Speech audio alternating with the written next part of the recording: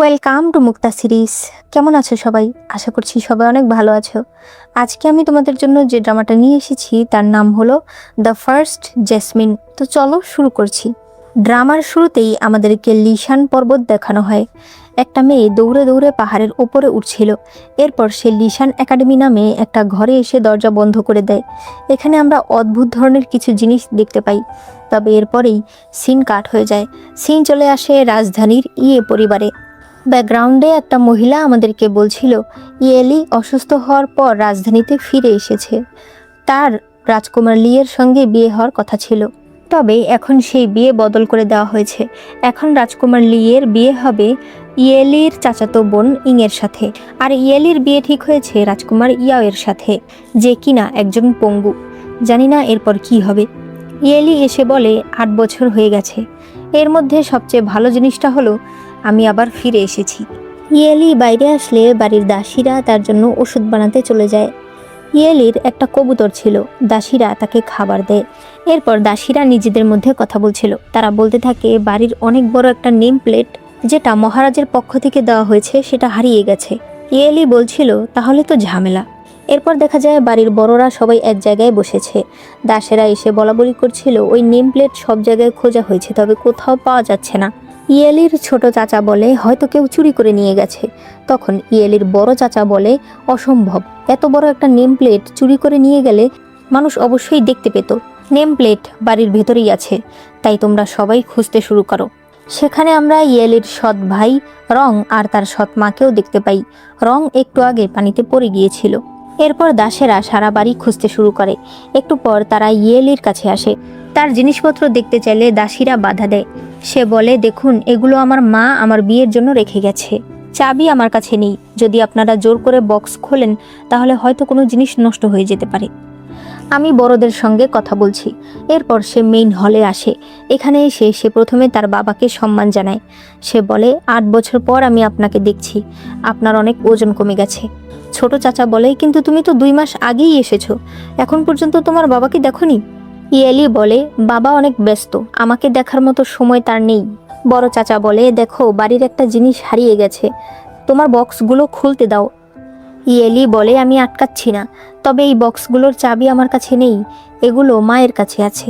ইয়েলির সৎমা বলে হ্যাঁ সত্যি, বক্সের চাবি আমার কাছে আছে, তবে বিয়ের আগে বক্স খুলতে হয় না, এটাকে ব্যাড লাক ধরা হয়। তার বড় চাচা বলে আর যদি নেম প্লেট হারিয়ে যায় তাহলে আমাদের পুরো পরিবার একসাথে মরবে, তখন তোমার ভালো লাগবে? ইয়েলির সৎমা বলে এত ছোট বক্সে এত বড় নেম প্লেট ধরবে না।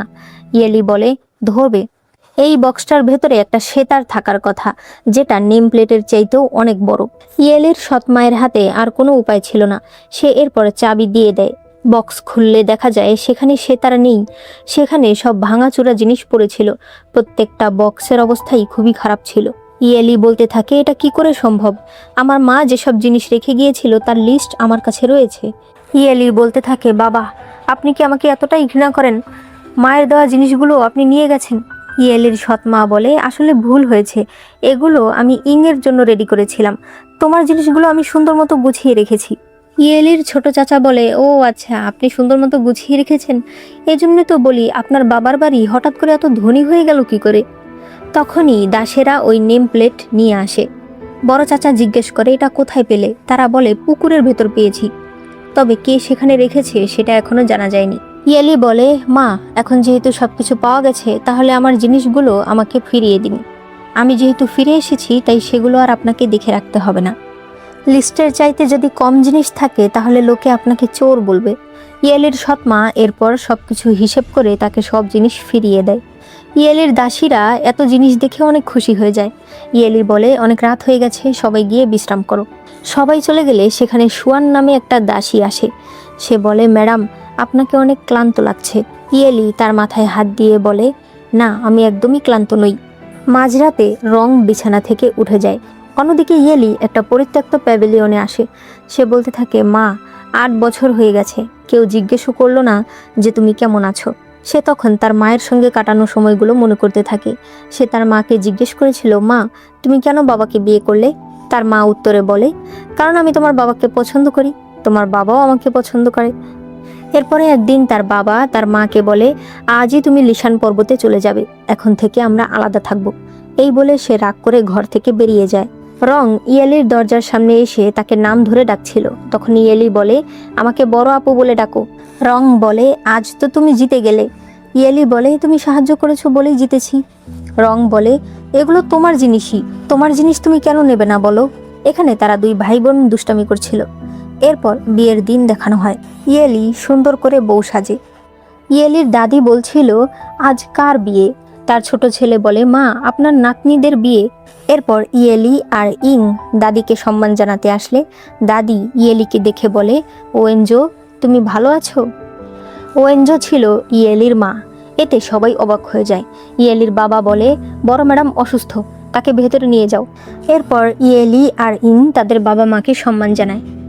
একটু পরেই দেখা যায় বরযাত্রী চলে এসেছে। রাজকুমার লিয়ের লোক অনেক বেশি ছিল। ইয়েলির বড় চাচা বলে, তাহলে আমরা ইংকে আগে যেতে দিই। তবে ইয়েলির ছোট চাচা বলে, ভাইয়া, ইয়েলিও কিন্তু তোমার মেয়ে, তোমার বড় মেয়ে, সে পরে যাবে, এটা কেমন দেখায়? এরপর তারা ইয়েলিকে আগে যেতে বলে। তবে এই জন্য ইয়েলিকে অনেকখানি রাস্তা হেঁটে যেতে হবে।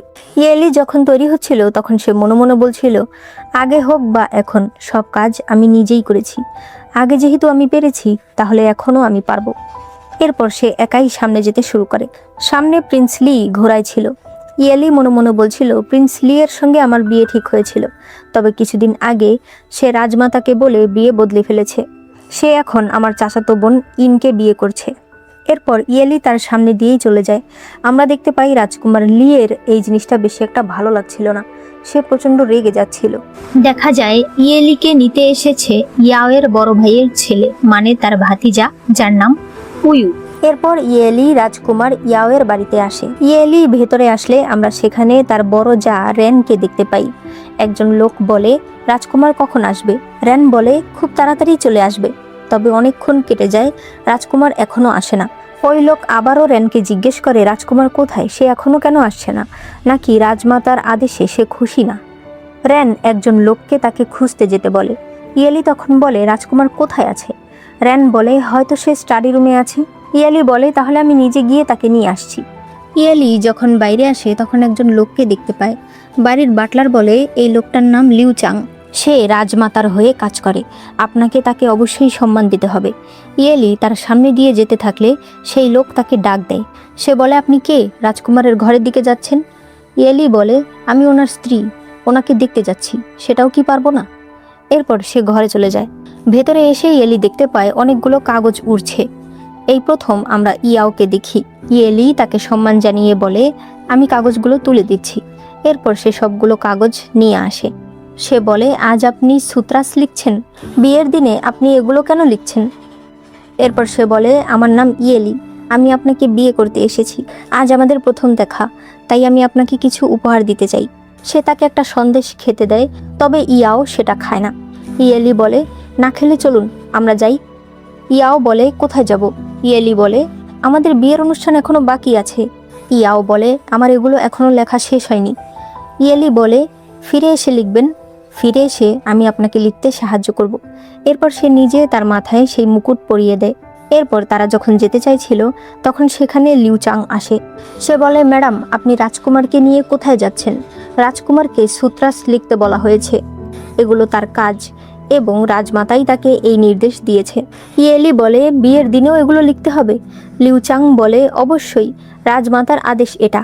ইয়েলি বলে, ঠিক আছে, তাহলে আমার জন্য গাড়ি রেডি করুন, আমি ফিরে যাচ্ছি। সে জিজ্ঞেস করে, মানে কি?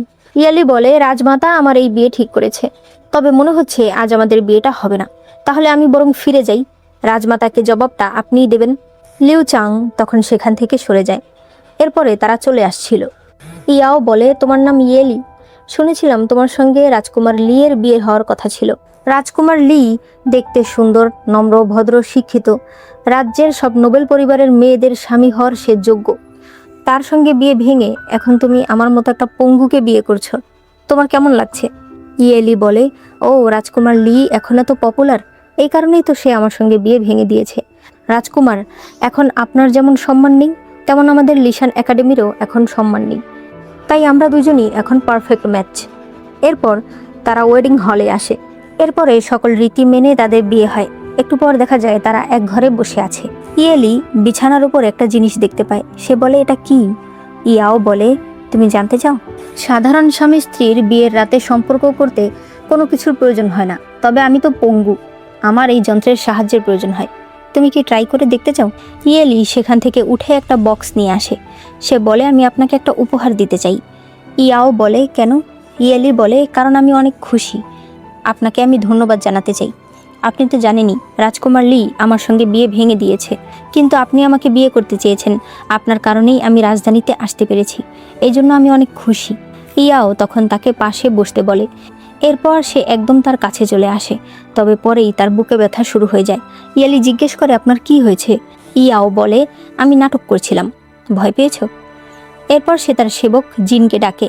পরে হুইল চেয়ারে উঠে সে বলে, আমি জানি লিশান একাডেমির সবাই অনেক চালাক, তোমার সঙ্গে স্বামী স্ত্রী হিসেবে থাকার আমার কোনো ইচ্ছা নেই। তুমি যদি চাও আমরা এইভাবে সম্পর্ক চালিয়ে যেতে পারি, তবে তুমি যদি না চাও তাহলে আমাকে বলতে পারো, 1 বছর পর আমি তোমাকে ডিভোর্স দিয়ে দেব, এরপর আমরা আলাদা হয়ে যাব। এই বলে সে বাইরে চলে যায়। এরপর 2 মাস আগের সিন দেখানো হয়। ইয়েলি পাতা দিয়ে কয়েকটা পুতুল বানাচ্ছিল। তখন সুয়ান তার কাছে এসে বলে, ম্যাডাম আমরা কখন যাব? ইয়েলি বলে, আমাদের কাছে টাকা নেই, আমরা যেতে পারবো না। সে 4টা পুতুল বানিয়ে বলে, তুমি সামনে গাড়িতে গিয়ে বসো, আমি টাকার ব্যবস্থা করছি। এরপর সে ওইসব সেনাপতিদের কাছে এসে বলে, আমার কাছে কোনো টাকা নেই, আমাকে কিছু টাকা দিন, তাহলেই আমি চলে যাচ্ছি। তবে ওই সকল জেনারেলরা বলে, ম্যাডাম আমাদের দায়িত্ব ছিল আপনাকে এখান পর্যন্ত নিয়ে আসা। ইয়েলি বলে, ঠিক আছে, তাহলে আমি যাব না। সে ওই জায়গায় বসে পড়ে। ওই সকল জেনারেলরা তখন বাধ্য হয়ে তাকে কিছু টাকা দিয়ে দেয়। এরপর এরা দুজন গাড়িতে করে রাজধানীতে আসে। ইয়েলি গারোয়ানকে রাজকুমার ইয়াওয়ের বাড়ির সামনে নিয়ে যেতে বলে। রাজকুমার ইয়াওয়ের বাড়ির সামনে ইয়েলি একটা রেস্টুরেন্টে খাবার খেতে বসে। ইয়েলি বলতে থাকে, রাজকুমার ইয়াওয়ের বাড়ি এত নীরব কেন? তখন ওই দোকানদার বলে, ম্যাডাম আপনি হয়তো অনেকদিন পর এসেছেন, তাই আপনি জানেন না, প্রায় এই বাড়িতে সাধারণ মানুষেরা ঢুকে ভাঙচুর করে। ইয়েলি এর কারণ জিজ্ঞেস করলে ওই লোক বলে, 8 বছর আগে রাজ্যে একটা যুদ্ধ হয়েছিল। ওই সময় রাজকুমার ইয়াওয়ের বড় ভাই রাজকুমার ওয়েন তার সকল সৈন্যদের নিয়ে ওই যুদ্ধে যায়। সে বলেছিল সে মহারাজের আদেশে গেছে, তবে সে মহারাজের আদেশটা কাউকে দেখাতে পারেনি। ওই যুদ্ধে অনেক সৈনিক মারা যায়। এর দোষারোপ হিসেবে ওয়েনকে দায়ী করা হয়। ওয়েন সহ সেখানে আরও যে কজন জেনারেল ছিল প্রত্যেককে মৃত্যুদণ্ড দেওয়া হয়। সুয়াং ওই বাড়ির সামনে গিয়ে হাঁটু গেড়ে বসে পড়ে। ইয়েলি বলতে থাকে, ইয়াও কেমন আছে? ওই লোক বলে, কেমন আর আছে, ওই যুদ্ধে তার পায়ে অনেক বেশি আঘাত লেগেছিল, এখন তো সে পঙ্গু, আর তাছাড়া এত বড় অপবাদ মাথায় নিয়ে সে ভালো কি করে থাকবে? ইয়েলি তখন বলতে থাকে, ইয়াও আমার মায়ের ঋণ আমি পরিশোধ করব। এরপর বর্তমানের সিন দেখানো হয়। ইয়েলি খাট থেকে নেমে আমাদেরকে বলতে থাকে, এই পৃথিবীতে 2 ধরনের মানুষ বসবাস করে, কেউ পাহাড়ের উপরে থাকে, কেউ পাহাড়ের নিচে থাকে।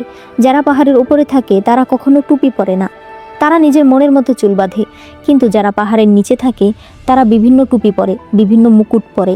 এতে তাদের র্যাঙ্ক বোঝা যায়, সমাজের কোন স্ট্যাটাসের তাদের বসবাস সেটা বোঝা যায়। তখন ভেতরে তার দাসীরা আসে। ইয়েলি সেখানে একটা মুকুট দেখে বলে, আমার মুকুট পছন্দ না। তবে একজন দাসী বলে, ম্যাডাম আপনি বড় ম্যাডামের সঙ্গে দেখা করতে যাচ্ছেন, সেখানে আপনাকে সেজেগুজেই যেতে হবে। ইয়েলি মুকুট পরে যখন যাচ্ছিল তখন সে মনে মনে বলছিল, আগে আমি কোনো টুপি কিংবা মুকুট পরতাম না, তবে এখন আমিও পাহাড় থেকে নেমে এসেছি। যাওয়ার সময় ইয়েলি জিজ্ঞেস করে, গতকাল রাতে রাজকুমার কোথায় ছিল?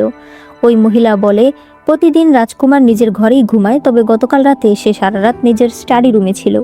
এরপর ইয়েলি তার বড় জায়ের সঙ্গে দেখা করতে গেলে তার জায়ের দাসী এসে বলে, আজ ম্যাডাম একটু অসুস্থ, তাই ম্যাডাম আসতে পারছে না। ইয়েলি বলে, তাহলে আমি গিয়ে তাকে দেখি। তবে ওই দাসী বলে যে ওনার ঠান্ডা লেগেছে, আপনি সেখানে গেলে আপনারও লেগে যেতে পারে। দেখা যায় রেন আসলে তার স্বামীর মেমোরিয়াল ট্যাবলেটের সামনে বসে প্রার্থনা করছিল। তখন তাদের ছেলে উইউ এসে বলে, তুমি কেন কাকির সঙ্গে দেখা করছো না? তার মা বলে, আমি বুঝতে পারছি না আমি তাকে কি বলবো।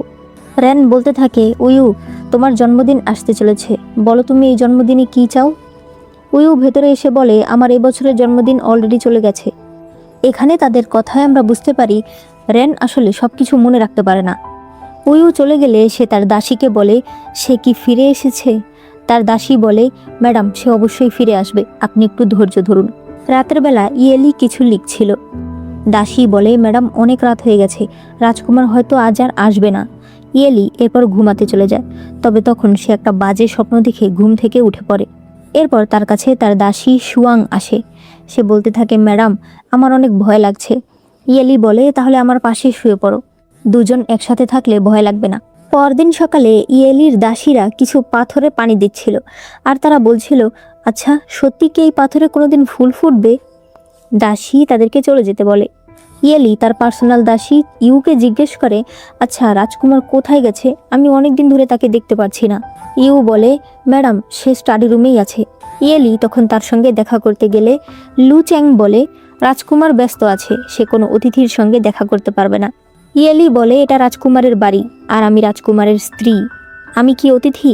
লু চাং বলে, আমি এই কথা বলতে চাইনি, তবে এটা রাজমাতার আদেশ, আপনাকে এটা শুনতেই হবে। ইয়েলি স্পষ্ট বুঝে যায় এখানে থাকতে হলে এই লু চাংকে তাকে সরাতে হবে। সে বলে, আমি শুনেছিলাম আপনি অন্য শহর থেকে এসেছেন, এই শহরে আপনি কতদিন হয়েছে এসেছেন? লু চাং বলে, 3 বছর। ইয়েলি বলে, তাই নাকি? কিন্তু আপনার কথার ধরন শুনে বোঝা যায় আপনার জন্মই হয়েছে এখানে। এই কথা বলে সে সেখান থেকে চলে যায়। এরপর সে সরাসরি তাদের পরিবারের আন্ডারে যে টেম্পল রয়েছে সেখানে আসে। মূলত এই টেম্পলের দায়িত্বে রয়েছে তার ছোট কাকা। তার কাকা বলে, তুমি আমাকে দেখতে এসেছো? মনে হচ্ছে রাজকুমারের বাড়িতে তোমার অনেক সময় রয়েছে। ইয়ালি বলে, ওই বাড়ি অনেক ভালো, আমি অনেক ভালো আছি, তবে বাড়িতে আপনি আমাকে অনেক সাহায্য করেছেন, আর মা আমাকে বলেছিল এখানে আসার পর আমি যদি কোনো সমস্যায় পড়ি তাহলে যেন আপনাকে জিজ্ঞেস করি। তার কাকা কিছুক্ষণ থেমে বলে, তোমার মা ভালো আছে? ইয়ালি বলে, হ্যাঁ, ভালো আছে। আমি আপনার কাছে লু চাংয়ের ব্যাপারে কিছু জানতে এসেছি। তার ছোট কাকা বলে, এমনিতে আমি তার সঙ্গে তেমন পরিচিত না, 3 বছর আগে সে রাজধানীতে এসেছে, এরপর খুব তাড়াতাড়ি এত বড় চাকরি পেয়ে গেছে। রাজকুমারের সঙ্গে সে খারাপ ব্যবহার করে, এটা হতে পারে মার্কিউস মুয়াং তাকে এই আদেশ দিয়েছে। তখনই তারা শুনতে পায় বাইরে কিছু মহিলারা চিৎকার চেঁচামেচি করছে। দেখা যায় এখানে লু চাংয়ের স্ত্রী চিৎকার করছিল, কেন তার ল্যাম্প সবার আগে গেল না। টেম্পলের ছেলেটা বলে, প্রত্যেক মহিলাই এখানে নিজের প্রিয়জনের নামে একটা করে ল্যাম্প জ্বালায়। ইয়েলি বলে, তাহলে আমিও আমার স্বামীর জন্য কাল একটা ল্যাম্প জ্বালাবো, আমি আগামীকাল আবার আসব। এরপর সে বাড়িতে চলে আসে। রাজকুমার কোথায় আছে জিজ্ঞেস করলে সে কিছু শব্দ শুনতে পায়। তখন বাড়ির বাটলার বলা হয় রাজকুমার ইয়াওয়ের অপরাধ অমার্জনীয়, তাই প্রতি মাসে লিউ চাং একটা রিচুয়াল আয়োজন করে শুদ্ধতার জন্য। ইয়েলি দেখতে পায় ইয়াও যেসব সূত্রাসগুলো সারাদিন বসে লেখে সেগুলো সব একবারে আগুনে দিয়ে পুড়িয়ে ফেলা হয়। ইয়াও সেখানে বসে নিজের কষ্টের দিনগুলো মনে করছিল। এরপরই ওই লোক এসে তাকে ইচ্ছে মতো আঘাত করতে শুরু করে। রিচুয়াল শেষ হলে সে বলে, আজকের মতো আমি আসছি, আবার আগামী মাসে আসব। ইয়াও যখন উঠতে চাইছিল তখন সে সামনে ইয়েলিকে দেখে। এরপর ইয়াও গোসল করছিল, তখন সেখানে ইয়েলি আসে। ইয়েলি তার চুল আশ্রয় দিতে চাইলে ইয়াও তার হাত ধরে তাকে পানিতে ফেলে দেয়। ইয়েলি বলে, আমি খারাপ কোনো উদ্দেশ্য নিয়ে আসিনি, আমি শুধুমাত্র আপনাকে একটু সাহায্য করতে এসেছি। এরপর সে বলে, আমি আপনার সঙ্গে গল্প করি। সে লিশান পর্বতের গল্প বলতে শুরু করে। সে বলে, আমাদের পর্বতে অনেক সুন্দর সুন্দর ফুল আছে, আপনাদের এখানেও অনেক ফুল আছে, তবে এগুলো দেখতে সুন্দর না। ইয়াও বলে, তোমার ভালো না লাগলে তুমি চলে যাও, কেউ এখানে তোমাকে জোর করে রাখছে না। তবে ইয়েলি থামে না, সে আরো গল্প বলতে শুরু করে। ইয়েলি বলতে থাকে, জানো, আমাদের একাডেমিতে অনেক বানর আসা যাওয়া করে, আমি ওদেরকে অনেক ঘৃণা করি, কারণ ওরা আমার জিনিসপত্র চুরি করে নেয়। ইয়েলি বলে, আজ আকাশে অনেক তারা উঠেছে, দেখবেন কাল অনেক সুন্দর একটা দিন হবে। ইয়াও বলে, কাল কেমন দিন হবে তা জেনে আমার কোনো লাভ নেই, ইয়েলি তুমি চলে যাও, তোমার সাহায্যের আমার কোনো প্রয়োজন নেই। ইয়েলি উঠে দাঁড়িয়ে যায়। সে বলে, আমি শুধু আপনাকে একটা কথা বলতে চাই, আমি এখান থেকে যাব না, আমি আপনাকে বিয়ে করেছি আপনার সঙ্গে সুন্দর জীবন কাটাতে। আর ইয়াও, সত্যি কি তোমার আমাকে একটুও মনে নেই? ইয়াও কোনো কিছু না বললে ইয়েলি সেখান থেকে চলে যায়। এরপর ইয়েলি মনে মনে বলছিল, বিয়ের দিন আমি ওকে বলেছিলাম যে আমাদের প্রথম দেখা, তবে সত্যি কথা বলতে ওর সঙ্গে আমার অনেক আগেই দেখা হয়েছে। তখন দেখানো হয় একদিন সে তার মায়ের সঙ্গে যাচ্ছিল, তখন রাস্তায় তাদেরকে কিছু ডাকাতরা ধরে ফেলে। ওই সময় ইয়াও তাকে বাঁচিয়েছিল। বর্তমানে ইয়েলি জানালা দিয়ে দেখে ইয়াও নিজের ঘরে ফিরে এসেছে। ইয়াও তার সেবক জিনকে বলে, আর কিছু করতে হবে না, তুমি এবার ঘরে চলে যাও। জিন যাওয়ার সাথে সাথেই ইয়াও নিজের পা ধরে কান্না করছিল, আসলে আজ তার পায়ে অনেক বেশি ব্যথা করছিল। এরপর আমরা রাজপ্রাসাদের একটা ঘর দেখতে পাই, যেখানে অনেক দাস দাসীরা মিলে গেম খেলছিল। এই হলো মহারাজ, যে কিনা তার দাস দাসীদের সাথে মিলে এখানে গেম খেলছিল। তখনই সেখানে রাজমাতা চলে আসে, তাকে দেখে সবাই ভয় পেয়ে যায়। রাজমাতা এখানে থাকা সকল দাস দাসীদেরকে শাস্তি দিতে বলে। এরপর সে রাজাকে অনেক বকাঝকা করে। সে বলতে থাকে, এইভাবে তুমি রাজ্য চালাবে? তুমি ভুলে যেও না তুমি একটা রাজা। মহারাজ বলে, রাজা? মা, সত্যিই কি আমি একটা রাজা? তার মা তখন বলে, তুমি এখনো অনেক ছোট, রাজ্যের ভার তুমি নিতে পারবে না। পৃথিবীতে সবকিছু সাদা কালো নয়, এগুলো এখনই তুমি বুঝবে না। মহারাজ বলে, তাই নাকি? যদি ওই বছর লিসান একাডেমি বন্ধ না হতো তাহলে তো আমি আপনার উপদেশটাও শুনতে পারতাম না। তার মা তখন রাগ করে সেখান থেকে বেরিয়ে যায়। এখানে সিন কাট হয়ে যায়। পরদিন সকালে ইয়েলি ইয়াওয়ের জন্য খাবার নিয়ে আসে। একজন গার্ড তাকে আটকালে ইয়েলি বলে, তুমি ভালো করেই জানো এটা রাজকুমারের বাড়ি। আমি জানি রাজমাতা তাকে এখানে সুত্রাস লিখতে বলেছে, কিন্তু যদি সে ঠিকমতো খাবার না খায়, অসুস্থ হয়ে যায়, সেই দায়িত্ব কি তুমি নেবে? সেই লোক তখন তাকে ভেতরে যেতে দেয়। এরপর ইয়েলি ইয়াওকে বলে, রাজকুমার খাবার খেয়ে নিন। ইয়াও বলে, আমার খেতে ইচ্ছে করছে না। ইয়েলি তখন তার হাত গিয়ে চেক করে। সে বলে, আপনি কি অসুস্থ? ইয়াও বলে, তুমি এগুলো চেক করতে পারো? ইয়েলি বলে, আমি শুধু এটা পারি না, আমি মানুষের ভাগ্যও দেখতে পারি। এরপর সে তার ভাগ্য দেখতে শুরু করে। সে বলে, আপনি অনেক দিন বাঁচবেন, শুধু শুধু না খেয়ে থেকে লাভ কি? এরপর সে তার হাতে খাবার দেয় আর সামনের একটা খাটে গিয়ে বসে পড়ে। সে বলে, আপনি যতক্ষণে শেষ না করবেন ততক্ষণে আমি এখান থেকে যাব না। এরপর আমরা একজন ম্যাজিস্ট্রেটকে দেখি যে একটা পরিত্যক্ত জায়গায় এসে একজন লোকের বডি পায়। এই লোকটা হলো এই রাজ্যের গভর্নর, যার নাম ফ্যাং। এই খবর একজন ইউনুক মহারাজের কাছে এসে বলে যে গভর্নর ফ্যাং মারা গেছে। মহারাজ তখন অনেক বেশি চিন্তায় পড়ে যায়। পরদিন ইয়েলি টেম্পলে আসলে দেখতে পায় লুচাংয়ের স্ত্রী আজ একটা ল্যাম্প জ্বালিয়েছে। ইয়েলি ভেতরে গিয়ে ল্যাম্প জ্বালাতে চাইলে ওই ছেলেটি বলে, যার নামে আপনি ল্যাম্প জ্বালাতে চান তার নাম লিখতে হবে। ইয়েলি বলে, আসল নাম লিখতে হবে? সে বলে, অবশ্যই। ইয়েলি বলে, নাম যদি দুইটা হয়? ওই ছেলেটা বলে, তাহলে পরিবারের পক্ষ থেকে জন্মের সময় যে নাম দেওয়া হয়েছে সেটাই লিখতে হবে। ইয়েলি এটা শুনে কিছুটা খুশি হয়। এদিকে আমরা বিচারালয় দেখতে পাই। জেলখানার যে প্রধান, যার নাম চাংফু, তার আর ম্যাজিস্ট্রেটের মধ্যে ঝগড়া শুরু হয়ে যায়। এখানে লুচাংও ছিল। এরপর ছেলেটা বলে, উপরের ল্যাম্পটা লুচানের স্ত্রী জ্বালিয়েছে, আপনি আরো উপরে জ্বালিয়ে দিন। তবে ইয়েলি সেখানেই আসে আর সে লুচাংয়ের স্ত্রীর ল্যাম্পটা তুলে একবার দেখে নেয়। এদিকে এখানে হঠাৎ একজন লোক এসে লুচাংকে লু বয়াং বলে ডাক দেয়। ম্যাজিস্ট্রেট এটা শুনে অনেকটা অবাক হয়। সে বলে, আপনি তাকে কি নামে ডাকলেন? ওই লোক আবারও বলে, বয়াং সাহেব, আপনি কি আমাকে চিনতে পারছেন না? লুচাং বলে, আপনি ভুল করছেন, আমি সে নই। সেই লোক বলে, তাহলে হয়তো সত্যিই আমার ভুল হয়েছে। সে সেখান থেকে চলে আসে। ওদিকে ইয়েলি তার দাসীকে বলে, চলো আমি তোমাকে একটা গল্প বলি। এক রাজ্যে মহারানী আর কনকিউবাইনের ভেতরে অনেক ঝগড়া হতো, তাদের মধ্যে কখনোই বনিবনা হতো না। এরপর হঠাৎ একদিন কনকিউবাইন রাজ্যের রাজমাতা হয়ে যায়। ইউ অবাক হয়ে বলে, এটা কিভাবে হলো? ইয়েলি বলে, কি জানি কিভাবে হয়েছে, হয়তো সে নিজের নাম বদলে ফেলেছে। তখন দেখা যায় আসলে ইয়েলি একটু আগে লুচাংয়ের স্ত্রীর ওই ল্যাম্পে লুচাংয়ের আসল নাম দেখতে পেয়েছে, বয়াং। এরপর ম্যাজিস্ট্রেট রাজমাতার সঙ্গে দেখা করতে আসে। এখানেই সে বলে, মার্কিউস মুয়াং আর চাংফু মিলে রাজ্যে অনেক অনাচার তৈরি করছে। রাজমাতা এগুলো কথা উপেক্ষা করে খাবার খেতে শুরু করে। ম্যাজিস্ট্রেট বলে, আরেকটা কথা আমি আপনাকে বলতে চাই। কিছুদিন আগে ইয়ে পরিবারের একটা নেম প্লেট হারিয়ে গিয়েছিল, পরে সেটা তারা পুকুরে পেয়েছে। মূলত এই বিষয়ে জানাতেই ইয়ে পরিবার থেকে এক দাস ম্যাজিস্ট্রেট অফিসে এসেছিল। হঠাৎ করে সে দাস লুচাংকে বইয়াং নামে ডাকতে শুরু করে। বইয়াং নাম শুনে রাজমাতা একেবারে থমকে যায়। এরপর দেখা যায় লুচাংকে নিজের বাড়ি থেকে অ্যারেস্ট করা হয়েছে, আর তাকে অ্যারেস্ট করতে এসেছে প্রধান ইউনুক শুনশি। এই খবর সরাসরি ইয়েলির কাছে চলে আসে যে লুচাং গ্রেফতার হয়ে গেছে। এরপর দেখা যায় মার্কিউস মুয়াং রাজমাতার সঙ্গে দেখা করতে এসেছে। এখানে মার্কিউস মুয়াং রাজমাতার কাছে অনেকভাবে ক্ষমা চাইতে থাকে যে সে জানতো না লুচাং আসলে নাম বদল করে এখানে থাকছে। সে বলে, আপনি চিন্তা করবেন না, আমি সবকিছু দেখে নিচ্ছি। এরপর রাজমাতা আরেকজন কনসর্ট চীনের সঙ্গে কথা বলে। এখানে দুজনের কথা শুনে মনে হয় তারা দুজন খুবই ঘনিষ্ঠ। চীন বলে, তোমার মন খারাপ কেন? মনে হচ্ছে তোমার ছেলের উপর রেগে আছো। আরে মহারাজের বয়স কম, তাকে আরেকটু সময় দাও। এদিকে লুচাং জেলখানায় বসে বলছিল, আমি মার্কিউস মুয়াংকে দেখতে চাই। এরপর মুয়াং সেখানে আসে, আর এসেই সে লুচাংকে একটা লাথি মারে। লুচাং বলতে থাকে, আমাকে বাঁচান। তবে মুয়াং তাকে সেখান থেকে নিয়ে যায়। তারা তাকে একটা পরিত্যক্ত প্যালেসে নিয়ে আসে। মুয়াং বলে, তুমি কি সবকিছু ভুলে গেছো? এই প্যালেসে আগে রাজমাতা থাকতো। রাজপ্রাসাদ এখান থেকে অনেকটা দূরে।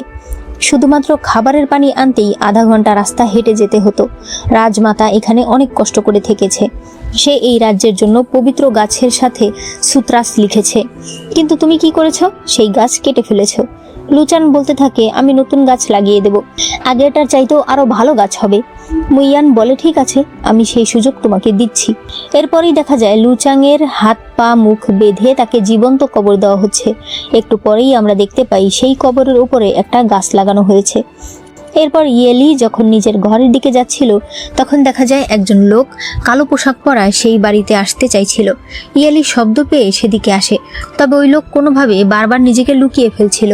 একসময় সে পানিতে পড়ে যায়।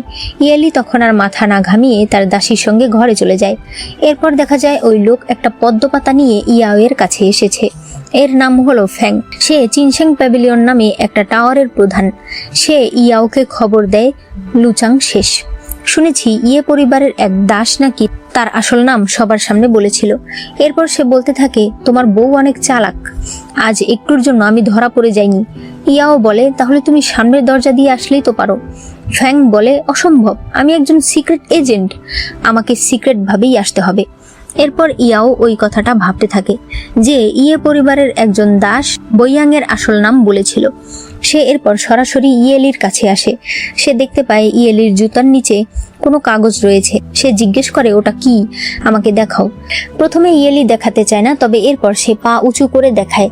দেখা যায় সেখানে সে লুচাংয়ের নাম লিখে রেখেছে। ইয়েলি বলে, আমি ওনাকে অনেক ঘৃণা করি, সে আপনাকে বুলি করে, আমি তো অন্য কিছু পারি না, তাই এভাবেই তাকে অপমান করছি। তবে আপনি এটাকে এতটাও সাধারণ মনে করবেন না, দেখবেন কিছুদিনের মধ্যেই সে অসুস্থ হয়ে যাবে। ইয়াও বলে, আর কখনো এগুলো করবে না। এরপর সে ফিরে যাওয়ার সময় তার সেবক জিন বলে, ম্যাডাম খুবই সাদাসিধে, আমার মনে হয় ওনার এই দোয়ার কারণেই লুচাংয়ের পতন হয়েছে। ইয়াও তার মাথায় আঘাত করে বলে, এই সব জিনিস এখন বিশ্বাস করতে শুরু করেছো? জিন বলে, রাজকুমার, আপনি কি সত্যিই সন্দেহ করেন যে ম্যাডাম লুচাংয়ের পতনের পেছনে আছে? এরপর পরদিন সকালে ইয়াও দেখতে পায় ইয়েলি কিছু একটা লিখছে। সে তখন তার কাছে এসে বলে, তুমি কি চিঠি লিখছো? ইয়েলি বলে, হ্যাঁ, আমি লিশান একাডেমিতে চিঠি লিখছি, তারা নিশ্চয়ই আমাকে মিস করছে। তখনই দাসী তার জন্য চংজি নিয়ে আসে।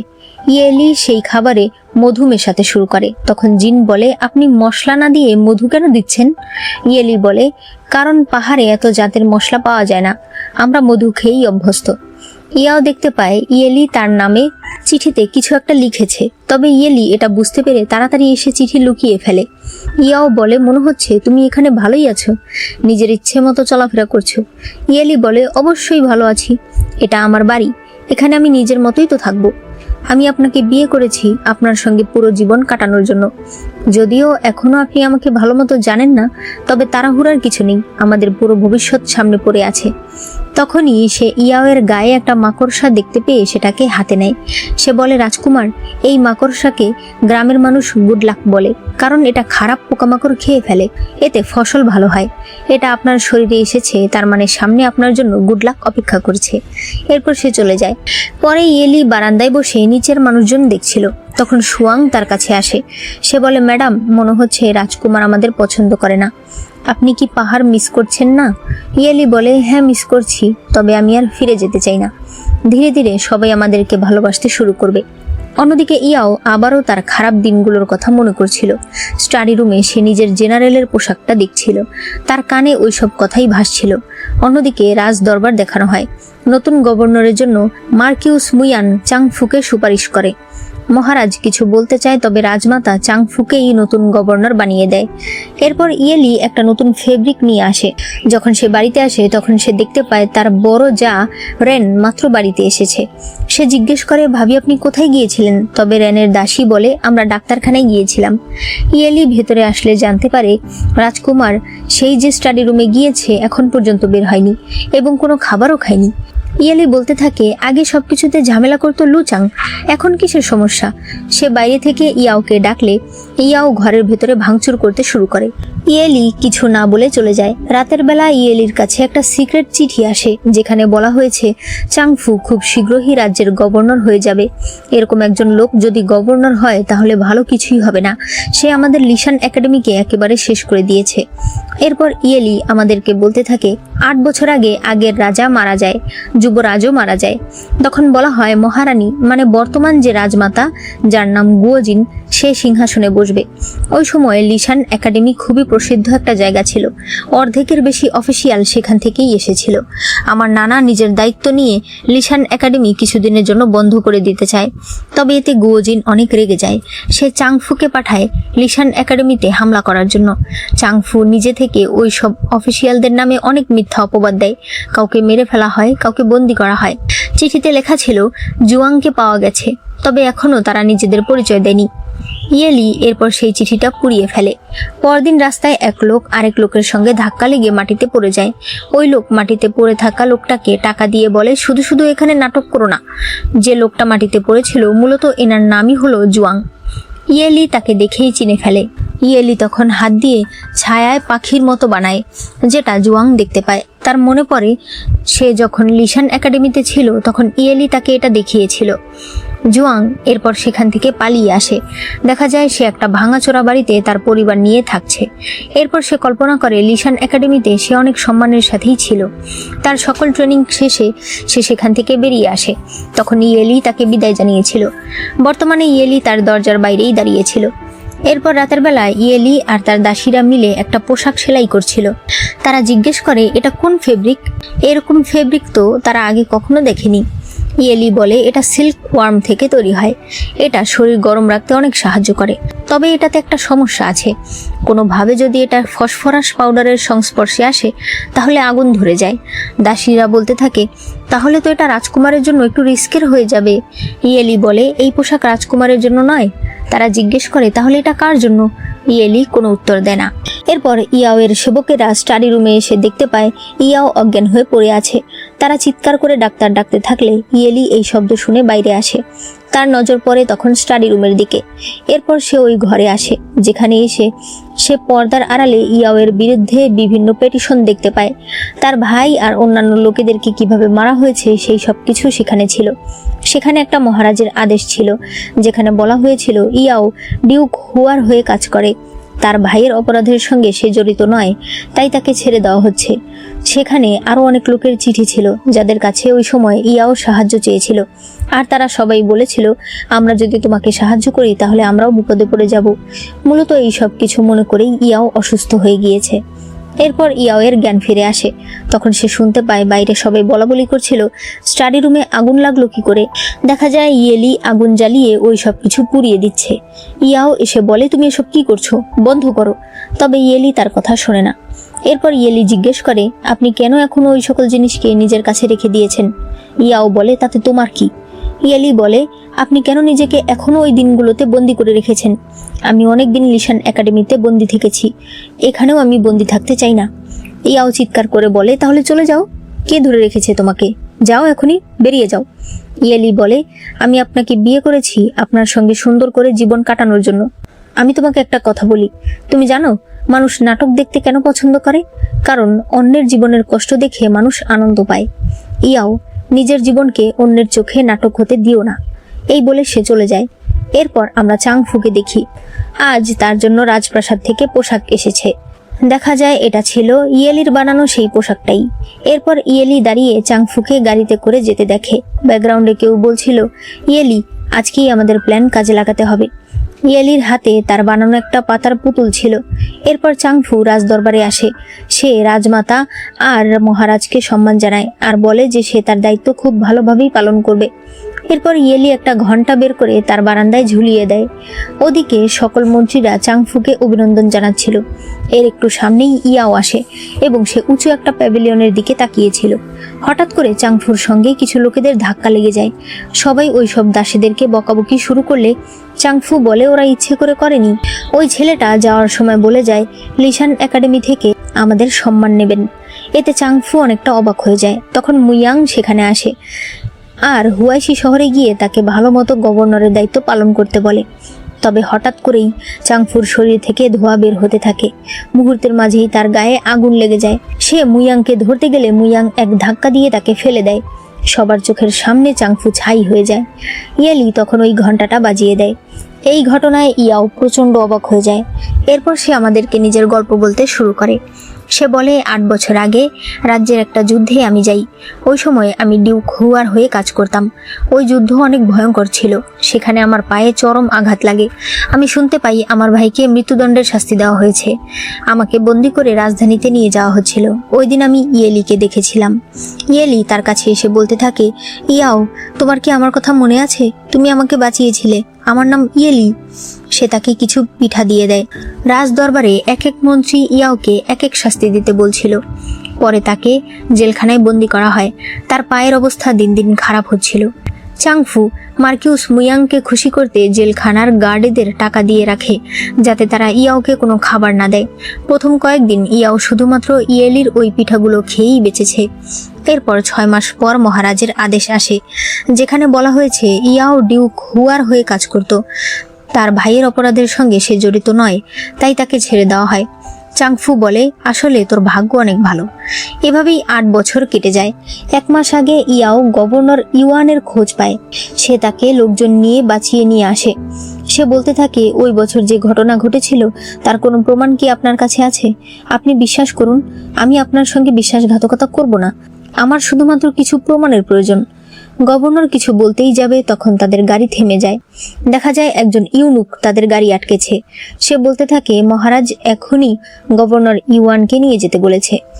ইয়াও বলে, আমার কথা এখনো শেষ হয়নি, তবে মহারাজের আদেশ তো সে ফেলতে পারবে না। তাই বাধ্য হয়ে ইয়াও একাই বাড়িতে ফিরে আসে। তখন সে দেখতে পায় সামনের গেট দিয়ে ইয়েলি যাচ্ছে, মানে আজ তাদের বিয়ে। সে তখন তাড়াতাড়ি পেছনের গেট দিয়ে নিজের স্টাডি রুমে আসে। সে তার লোকেদেরকে তাড়াতাড়ি তার পোশাক বদলে বিয়ের পোশাক পরাতে বলে। তবে এর মধ্যেই সে শুনতে পায় ইয়েলি তার দরজা পর্যন্ত চলে এসেছে। সে তখন তার লোকেদেরকে লুকাতে বলে, আর সেখানে থাকা কতগুলো কাগজ ছড়িয়ে দেয়। এরপরেই ইয়েলি ঘরে আসে। সে বলতে থাকে, 8 বছর পর আমি তাকে দেখি। এখন সে আর বাচ্চা নেই, অনেক বড় হয়ে গেছে। সে এখন একজন নোবেল লেডির মতো হয়েছে। বিয়ের রাতে আমাকে তাকে ছেড়ে চলে আসতে হয়েছে, কারণ এখন আমার ভালো স্বামী হওয়ার সময় না। স্টাডি রুমে আসার সাথে সাথেই তার একজন লোক বলে, গভর্নর ইউয়ানকে কেউ কিডন্যাপ করে নিয়ে গেছে। ইয়াও স্পষ্ট বুঝতে পারে এই কাজ মার্কিউস মুয়াং করেছে, আর হয়তো সে গভর্নরকে বাঁচিয়ে রাখবে না। অর্থাৎ তার একমাত্র প্রমাণটাও চলে গেছে। সে তখন অনেক কান্না করতে শুরু করে। পরদিন সকালে সে শুনতে পায় বাইরে ইয়েলি যাচ্ছিল, আর সে জিজ্ঞেস করছিল, রাজকুমার গতকাল রাতে কোথায় ঘুমিয়েছে? ইয়াও মনে মনে বলছিল, আমি কি করব, আমার জীবনে এখন আরেকজন এসেছে। যখন আমি ছোট ছিলাম তখন মা জিজ্ঞেস করেছিল বড় হওয়ার পর আমি কেমন মেয়ে বিয়ে করতে চাই। তখন মনে মনে ভাবতাম মেয়েটা মায়ের মতো হলেই হবে। পরে যখন ভাবি আসলো তখন মনে হলো মেয়েটা যদি ভাবির মতো ভালো হয় তাহলেই হবে। ইয়েলি 13 বছর বয়স থেকে লিশান পর্বতে থেকেছে। তার নানা লিশান একাডেমির প্রধান। আমি ভেবেছিলাম ইয়েলি খুবই শান্তশিষ্ট হবে, তবে আমি ভুল ছিলাম। সে খুবই চঞ্চল। একদিন সে দৌড়ে আমার ঘরের সামনে দিয়ে যায়। তখন জিন বলে, রাজকুমার, ম্যাডাম কি কোনো জরুরি কাজে বের হলো নাকি? ইয়াও বলতে থাকে, তবে পরে আমি বুঝতে পারি সে কোনো জরুরি কাজে যায় না, সে প্রতিদিনই দৌড়ায়। মাঝে মধ্যে সে তার দাসীদেরকে নিয়ে দৌড়াতে শুরু করে। তাকে জিজ্ঞেস করা হলে সে বলে এতে নাকি স্পিরিচুয়াল এনার্জি বাড়ে, শরীর সুস্থ থাকে। এরপর ইয়েলি ইয়াওয়ের ঘরের সামনে থেকে নিজের বল নিয়ে আসে। দাসীরা বলে, ম্যাডাম, রাজকুমার চলতে পারে না, তার সামনে আমরা যদি এভাবে খেলাধুলা করি তাহলে হয়তো তার খারাপ লাগবে। ইয়েলি বলে, তাহলে কি করব? তার সঙ্গে গিয়ে সূত্রাস লেখা শুরু করব? চিন্তা করো না, তার মন এতটা ছোট না। এরপর জিন এসেও তাদের সঙ্গে খেলতে শুরু করে। ইয়াও বলে, ওদের কাছে 3টা পাথর আছে, এগুলো নাকি মাস্টার জু ইয়েলিকে দিয়েছে। দাসীরা প্রতিদিন এটাতে পানি দেয়। বলা হয় প্রতিদিন যত্ন নিলে নাকি এই পাথরে একদিন ফুল ফুটবে। ও প্রায়ই একা একা কথা বলে, হয়তো একা একা বিরক্ত লাগে, তাই নিজেই নিজের সঙ্গে কথা বলে।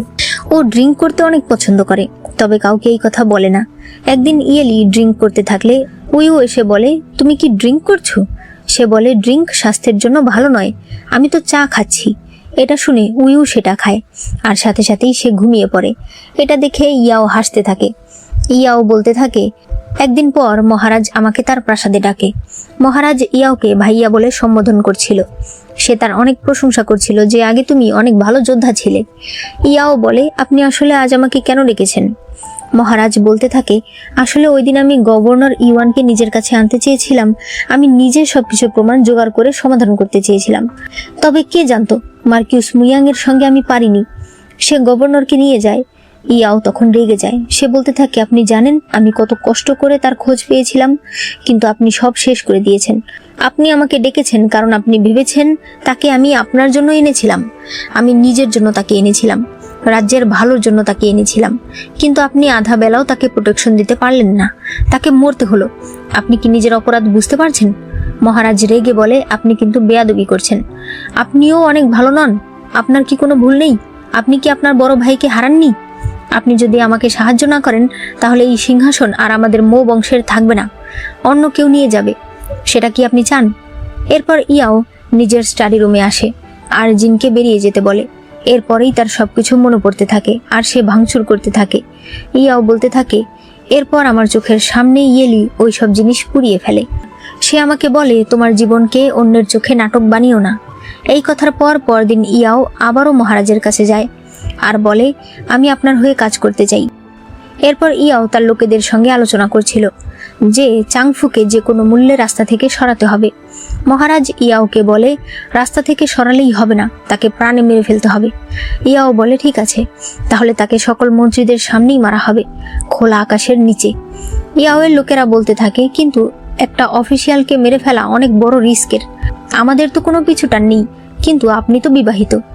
এরপর ইয়াও ইয়েলির সঙ্গে কথা বলতে আসে। সে বলে, চলো আমরা ডিভোর্স নিয়ে নেই। তুমি আমাকে বিয়ে করেছো শুধুমাত্র লিশান পর্বত থেকে বেরিয়ে আসার জন্য। এখন অলরেডি তুমি এসেছো। তুমি যেখানে যেতে চাও আমি সেখানেই তোমাকে পাঠাতে পারবো। তুমি যদি চাও তোমার বাবার বাড়িতে থাকবে, আমি সেই ব্যবস্থাও করে দিতে পারবো। ইয়েলি কিছুক্ষণ তার দিকে তাকিয়ে থাকে। এরপর বলে, আপনি হঠাৎ এভাবে কেন কথা বলছেন? আপনি কি বিদ্রোহ করতে চাইছেন? ইয়াও বলে, এসব কি বলছো? আমি তোমার ভালোর জন্যই বলছি। ইয়েলি বলে, তুমি যদি সত্যিই আমার ভালো চাও তাহলে এই স্যুপটা খেয়ে ফেলো, ঠান্ডা হয়ে গেলে আমাকে আবার গরম করতে হবে। ইয়াও বলে, দেখো, ওই বছর আমি তোমাকে আর তোমার মাকে ডাকাতের হাত থেকে বাঁচিয়েছিলাম। এই জন্য যদি তুমি ঋণ পরিশোধ করতে চাও তাহলে আমি বলবো অলরেডি তুমি ঋণ পরিশোধ করেছো। তোমার দেওয়া পিঠা খেয়েই আমি জেলখানায় অনেক দিন থেকেছি। ওই পিঠা না থাকলে আমি সেখানে মারা যেতাম। ইয়েলি বলে, তার মানে তোমার আমার কথা মনে আছে? আমি তো ভেবেছিলাম তুমি আমার কথা ভুলেই গেছো। ইয়াও বলে, বিয়ের দিন তুমি আমাকে বললে আমাদের নাকি প্রথম দিন দেখা হয়েছে। আমি তো ভেবেছিলাম তোমার কোনো কিছুই মনে নেই। তবে আমি এখন তোমার সঙ্গে ডিভোর্সের কথা বলছি। ইয়ালি বলে, ঠিক আছে, আমরা তাহলে একটা টস করি। যদি হেড হয় তাহলে আমি ডিভোর্স নিয়ে এখান থেকে চলে যাব। যদি টেল হয় তাহলে তোমাকে বলতে হবে কবে তোমার আমার কথা মনে পড়েছে। টস করলে সেখানে টেল ওঠে। ইয়েলি বলতে থাকে, এবার স্যুপ খেয়ে আমাকে বলো কবে তোমার আমার কথা মনে পড়েছে। এরপর ভোরের সিন দেখানো হয় যখন চাংফু বেরিয়ে যাচ্ছিল। আগের দিন ফ্যাং বলছিল, চাংফু যখন বাড়ি থেকে বের হবে তখন রাস্তায় আমরা তাকে শেষ করে ফেলবো। ফ্যাং বলে, সেটা এত সহজ হবে না, কারণ তার গাড়িটা একটা স্টিলের গাড়ি আর তার সাথে অনেক প্রশিক্ষিত গার্ড রয়েছে। ইয়াও বলতে থাকে, সে যখন ভেতরে যাবে তখন একাই থাকবে। আমাদের লোকজন রাজপ্রাসাদের গার্ডেদের পোশাক পরে লুকিয়ে থাকবে। দেখা যায় ইয়াওয়ের লোকেরা অস্ত্রপাতি নিয়ে গার্ডেদের পোশাক পরে একেবারে উঁচু প্যাভিলিয়নে লুকিয়েছিল। অন্যদিকে ইয়েলি তার পাতার বানানো পুতুলটার একটা একটা পার্ট খুলে ফেলছিল। আর এদিকে হঠাৎ করেই চাংফুর সারা শরীরে আগুন লেগে যায়। ইয়েলি ওই পাতাগুলো সব ফেলে দেয়। এরপর আবারও রাজদরবার দেখানো হয়। এখানে একজন মন্ত্রী ক্ষমা চাইছিল, কারণ সে কোনোভাবেই বুঝতে পারছিল না চাংফু হঠাৎ করে আসলে কিভাবে মারা গেল। মহারাজ বলে, এতে আপনার কোনো দোষ নেই, সেখানে তো সবাই ছিল। এরপর মহারাজ তার নিজস্ব একজন লোককে গভর্নর নিযুক্ত করে। ডিউক হুয়া মহারাজকে বলে, এখন নতুন একজন ম্যাজিস্ট্রেট প্রয়োজন। মহারাজ বলে, আপনার কাছে যোগ্য কেউ আছে? সে বলে, হ্যাঁ, রাজকুমার ইয়াও। এরপর দেখা যায় ইয়াওয়ের কাছে মহারাজের আদেশনামা এসেছে, যেখানে তাকে নতুন ম্যাজিস্ট্রেট ঘোষণা করা হয়েছে। ইয়াও বলে, রাজমাতা কোনো বিরোধিতা করলো না? ফ্যাং বলে, আজ মহারাজ রাজমাতাকে কোনো কিছু বলার সুযোগই দেয়নি। এরপর সে বলতে থাকে, কিন্তু চাংফুকে মারলো কে? যারা তাকে মেরেছে তারা খুবই চালাক। আমরা যদি তাদের সঙ্গে যুক্ত হতে পারি তাহলে ভবিষ্যতে আমাদের কাজ আরো সহজ হবে। এরপর সে বলে, শুনেছি কয়দিন আগে তোমার স্ত্রী নাকি তোমার স্টাডি রুম জ্বালিয়ে দিয়েছে। ভালোই হয়েছে, তোমার জন্য এরকম বই ঠিক আছে। এরপর সে চলে যায়। ইয়াও জিজ্ঞেস করে, ইয়েলি কোথায় আছে?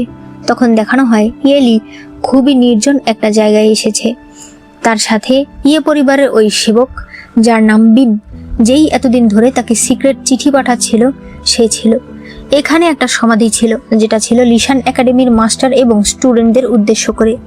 কিছুক্ষণ সেখানে সম্মান জানানোর পর তারা এক জায়গায় খাবার খেতে আসে। বিন বলতে থাকে, আমরা ছাড়াও আরও একদল ছিল যারা চাংফুকে মারতে চাইছিল। আমি বুঝতে পারছি না তারা আসলে কারা। ইয়েলি বলে, যারাই হোক না কেন, হয়তো তারা আমাদের শত্রু নয়, তাদের আর আমাদের উদ্দেশ্য একই। বিন বলে, তুমি সাবধানে থেকো। এখন আমি পরিবার থেকে অন্য এক জায়গায় থাকবো। আমি সেখানে থাকতাম শুধুমাত্র তোমার জন্য। এখন যেহেতু তুমি চলে এসেছো, তাহলে আমার আর সেখানে থাকার কোনো মানে হয় না। ইয়েলি বলে, তাহলে তুমি কোথায় থাকবে? সে একটা ব্রথালের নাম বললে ইয়েলি বলে, মাস্টার গুয়ান যদি জানতে পারে। বিন বলে, মাস্টার গুয়ান আমার থেকে আরো বেশি খারাপ ছিল। ইয়েলি তখন সুয়াংকে জিজ্ঞেস করে, সত্যিই কি মাস্টার গুয়ান খারাপ ছিল? বিন অবাক হয়ে বলে, সুয়াং এখানে এসেছে? ইয়েলি বলে, হ্যাঁ, এই তো। তবে দেখা যায় সেখানে কেউই ছিল না। বিন বলে, তুমি রাজকুমারের বাড়িতে ভালো আছো তো? সে বলে, হ্যাঁ, আমি অনেক ভালো আছি। বিন বলে, সুয়াং সে কেমন আছে? ইয়েলি বলে, সেও ভালো আছে। তুমি চিন্তা করো না, আমি এখানে আসার আগে সিনিয়রকে বলেছিলাম আমার ভাগ্য দেখতে। সে বলেছে আমি আর রাজকুমার নাকি অনেক সুখে থাকবো। বিন বলে, সিনিয়র কেমন আছে এখন? ইয়েলি বলে, খুবই ভালো আছে। আসার আগে সে আমাকে বারবার বলে দিয়েছে আমি যেন তাদের বাড়ির গাছটাকে কেটে ফেলি। বিন তখন অনেকটা অবাক হয়ে যায়, তবে সে কোনো কিছুই বলে না। এরপর ইয়েলি যখন ঘরে ছিল তখন শুনতে পায় বাইরে মেহমান এসেছে। দেখা যায় আসলে ফ্যাং এসেছে। সে একটা ঘোড়ায় চড়ে প্র্যাকটিস করছিল। তবে এরপর সে বলে, আমি তোমার ঘোড়াটাই চড়তে চাই। ইয়াও বলে, তুমি সেটাকে সামলাতে পারবে না। তবে ফ্যাং কোনো কথা না শুনে সেটাতে উঠে পড়ে। এরপর সত্যিই সে সেটাকে সামলাতে পারছিল না। ওই সময় সামনে ইয়েলি চলে আসে। ইয়াও একটা বাঁশি বাজালে ঘোড়াটা এক লাফ দিয়ে চলে যায়, যার ফলে ইয়েলি তেমন আঘাত পায় না, তবে ফ্যাং মাটিতে পড়ে গিয়েছিল। এরপর ফ্যাং ইয়াওয়ের কাছ থেকে একটা ওষুধ নিয়ে ইয়েলির কাছে আসে আর ক্ষমা চেয়ে সেটা তাকে দেয়, কারণ তার কারণেই আজ সে হাতে ব্যথা পেয়েছে। ইয়েলি মলমটা নিয়ে নেয়। এরপর দেখা যায় রাজমাতা, গুয়োজিন আর চিন একসঙ্গে বসে একজনের গান শুনছিল। হঠাৎ করে চিন বলে, এই গানটা তো আমি লিশানে একবার শুনেছিলাম। এটা শুনে গুয়োজিনের মন খারাপ হয়ে যায়। চিন বলে, তুমি কি ওয়েনজোর কথা ভাবছো? তোমরা নিশ্চয়ই জানো ওয়েনজো হলো ইয়েলির মা। চিন বলে, সে এখানে না থাকলেও তার মেয়েটা কিন্তু এখানেই আছে। তোমার কি তাকে দেখতে ইচ্ছে হচ্ছে? এদিকে ইয়েলির কাগজের দোকানের সকল কর্মচারীরা একসাথে বলতে থাকে তারা এই কাজ করবে না। তারা এই জন্য বিভিন্ন অজুহাত দেখায়। তবে এরপর ইয়েলি একটা একটা করে তাদের সিক্রেট বলতে শুরু করলে তারা আবার কাজে চলে যায়। ইয়েলি বলতে থাকে, আমার এখন একজন ম্যানেজার দরকার, আর ম্যানেজার আমি কাকে বানাবো সেটা আমি অলরেডি ঠিক করে ফেলেছি। এরপর দেখা যায় জুয়াংয়ের কাছে একজন প্রতিবেশী তার জন্য কাজের নোটিশ নিয়ে আসে যে তাকে সামনের কাগজের দোকানে ম্যানেজারের চাকরি দেওয়া হয়েছে। জুয়াং পরিপাটি হয়ে যখন সে দোকানের সামনে আসে তখন সে উপরে ইয়েলিকে দেখতে পায়। সে বলে, ম্যানেজার লাগবে? ইয়েলি বলে, হ্যাঁ। এরপর আমরা ইনকে দেখতে পাই, যে রাজকুমার লিয়ের ঘরের বাইরে এসে বলতে থাকে, আমি আপনার জন্য খাবার নিয়ে এসেছি, নতুন সুর আপনি পরেও বাজাতে পারবেন। আসলে ভেতরে রাজকুমার সেতার বাজাচ্ছিল। তখনই সেবক এসে বলে, ম্যাডাম, আগামীকাল রাজপ্রাসাদে রাজকুমার আর আপনাকে একসাথে ডেকেছে, সাথে রাজকুমার ইয়াও আর ইয়েলি ম্যাডামকেও ডেকেছে। এই কথা শুনে রাজকুমার লি সেতার বাজানো থামিয়ে দেয়। রাতের বেলা ইয়েলি তার পাতার বানানো ওই পুতুলগুলো দেখছিল। তখন তার দরজায় কেউ আসলে ইয়েলি গিয়ে দেখতে পায় ইয়াও এসেছে। ইয়াও বলে, আগামীকাল তুমি রাজমাতার সঙ্গে দেখা করতে যাচ্ছ, তোমার কি ভয় লাগছে না? ইয়েলি বলে, কেন ভয় লাগবে? সে যাই করুক না কেন, আমি বিশ্বাস করি লিশান একাডেমির শিক্ষা সে এখনো মনে রেখেছে। আর তাছাড়া ছোটবেলায় আমার তার সঙ্গে অনেকবার দেখা হয়েছে, সে আমাকে অনেক আদর করত, তাই ভয় পাওয়ার কোনো প্রশ্নই ওঠে না। ইয়াও তখন বাইরে চলে আসে। পরদিন সকালে তারা যখন রাজপ্রাসাদের উদ্দেশ্যে যাবে তখন গাড়িতে ওঠার সময় ইয়েলি বলে, আজ আমি রাজকুমারকে ওঠাচ্ছি। তবে এরপর সে খুবই ক্লান্ত হয়ে যায়। সে মনে মনে বলছিল, এই লোকের এত ওজন। পরে তারা রাজপ্রাসাদে আসে। ইয়েলির ছোটবেলার কথা মনে পড়ে, যখন সে তার মায়ের সঙ্গে প্রায়ই এখানে আসতো। এরপর রাজমাতা ইয়েলিকে জিজ্ঞেস করে, লিশান একাডেমির এখন কি অবস্থা? ইয়েলি বলে, সবাই ভালো আছে, এখনো সেখানে ভালো মতোই শিক্ষা গ্রহণ চলছে। এরপর ইউনুক বলে, রাজকুমার লি নতুন একটা সুর কম্পোজ করেছে। লি বলে, সেটা এখনো কমপ্লিট হয়নি, আমি বরং পুরনো একটা সুর বাজাই। সুরের নাম শুনেই ইয়েলির আগের কথা মনে পড়ে, যখন লি লিশান একাডেমিতে ওই সুরটা বাজাচ্ছিল। ইয়েলি তাকে ডিস্টার্ব করায় তার সুর নষ্ট হয়ে যায়। মাস্টার বলে, তুমি এসব কি বাজাচ্ছ? মনে হচ্ছে ব্যাঙ পানিতে লাফাচ্ছে। এটা শুনে ইয়েলি হাসছিল। বর্তমানে লি সেই সুর বাজাচ্ছিল। তবে হঠাৎ করে একটা তারে তার হাত কেটে যায়। ইন দৌড়ে তার কাছে যায়, তবে ইয়েলি একটুও নড়ে না। রাজমাতা এরপর আজকের মতো সবাইকে চলে যেতে বলে। রাস্তায় ইন ইয়েলির কাছে আসে। সে বলে, তোমার নিশ্চয়ই অনেক গর্ব হচ্ছে, পাহাড় থেকে এসেই তুমি রাজকুমারের স্ত্রী হয়ে গেছো। তুমি আজ রাজমাতার সঙ্গে কিভাবে কথা বলছিলে?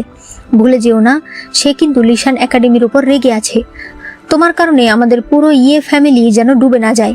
সম্পর্কে তুমি আমার বড় বোন, তোমাকে আমার আপু বলে ডাকা উচিত। তবে তুমি কি এর যোগ্য বলো? ইয়েলি বলে, তুমি ভুল। রাজকুমার ইয়াও সম্পর্কে রাজকুমার লিয়ের চাচা, তাই তোমার আমাকে চাচি বলে ডাকা উচিত। ইয়াও বলে, আপনার স্বামী কিন্তু চলে গেছে। ইন তখন তাড়াতাড়ি যেতে শুরু করে। ইয়েলি বলে, আপনার নিশ্চয়ই এগুলো দেখে অনেক ভালো লাগছে। আপনার স্ত্রীকে মানুষ বুলি করছে, আপনি দাঁড়িয়ে দাঁড়িয়ে দেখছেন। ইয়াও বলে, আমি তোমাকে সাহায্য করতে চাই, তবে আমি কিছু বললে যদি আবার দোষ হয়ে যায়। তবে আজ রাজকুমার লি ব্যথা পেয়েছে, তুমি কি তাকে দেখতে যাবে না? ইয়েলি বলে, আমি কেন যাব? সে আমার কে হয়? তখনই ইউনুক এসে বলে রাজমাতা তাকে ডাকছে। এরপর রাজমাতা ইয়েলিকে বলে, তুমি অনেক চালাক একটা মেয়ে, তুমি নিশ্চয়ই পরিস্থিতি বুঝতে পারছো। ইয়েলি বলে, রাজমাতা আপনি কোনো চিন্তা করবেন না, আমি এই বিয়েতে অনেক খুশি। রাজমাতা বলে, তোমার মা, সেও কি এই বিয়েতে খুশি? ইয়েলি তখন মাটিতে বসে বলে, মা আর বেঁচে নেই, অসুস্থতার কারণে সে মারা গেছে। রাজমাতা এই কথায় অনেক কষ্ট পায়। রাতের বেলাও সে বারবার এই কথাটাই ভাবছিল। এদিকে ইং লিয়ের কাছে আসে। সে তার হাতে ব্যান্ডেজ করে দেয়। লি বলে, তুমি আর ইয়েলি বোন তাই না? তুমি তার কথা আমাকে বলতে পারবে? ইং বলে, 13 বছর বয়সেই ও ওর মায়ের সঙ্গে চলে যায়, তাই ওর সঙ্গে আমি তেমন একটা ঘনিষ্ঠ না। লি বলে, ছোটবেলার কিছু মনে নেই? ইং তখন বলতে শুরু করে, ছোটবেলায় ইয়েলি একবার পানিতে পড়ে গিয়েছিল, সে নাটক করে করে সেগুলো দেখাচ্ছিল। লি শুধুমাত্র ইয়েলির কথা শুনেই খুশি হয়ে যায়। ইং এরপর তার হাত ধরে বাইরে নিয়ে যায়। সে বলে, ইয়েলি একবার আমাকে এভাবে ধরে বৃষ্টিতে নিয়ে গিয়েছিল, বৃষ্টিতে ভিজে আমি অসুস্থ হয়ে যাই। এখানে সিন কাট হয়ে যায়। এরপর ইয়েলি দেখতে পায় ইউ এর হাতে কিছু যন্ত্রপাতি। সে বলে, তোমার কাছে কি করাত আছে? আমার ঘরে নিয়ে এসো। এই কথা ইয়াও শুনতে পায়। রাতের বেলা ইয়েলি সেগুলো নিয়ে বেরিয়ে যায়। ইয়াও জিনকে তাকে সেখানে নিয়ে যেতে বলে। দেখা যায় ইয়েলি একটা বাড়িতে এসেছে। সুয়াং বলছিল, ম্যাডাম আমাদের কি এটা করা ঠিক হবে? ইয়েলি বলে, সিনিয়র মিং হুই আমাকে এই দায়িত্বটা দিয়েছে, এটা আমাকে পালন করতেই হবে, তুমি এখানে পাহারা দিও। এরপর সে ভেতরে গিয়ে গাছ কাটতে শুরু করে। এরা এগুলো দেখে ভীষণ অবাক হয়ে যায়। সেই গাছ কাটা শেষ হলে বাড়ির মানুষ বের হতে থাকলে ইয়েলি দৌড় দেয়। ইয়াও তখন তাকে নিজের গাড়িতে ওঠায়। এরপর বাড়িতে আসলে ইয়েলি মাথা নিচে দিয়ে বসেছিল।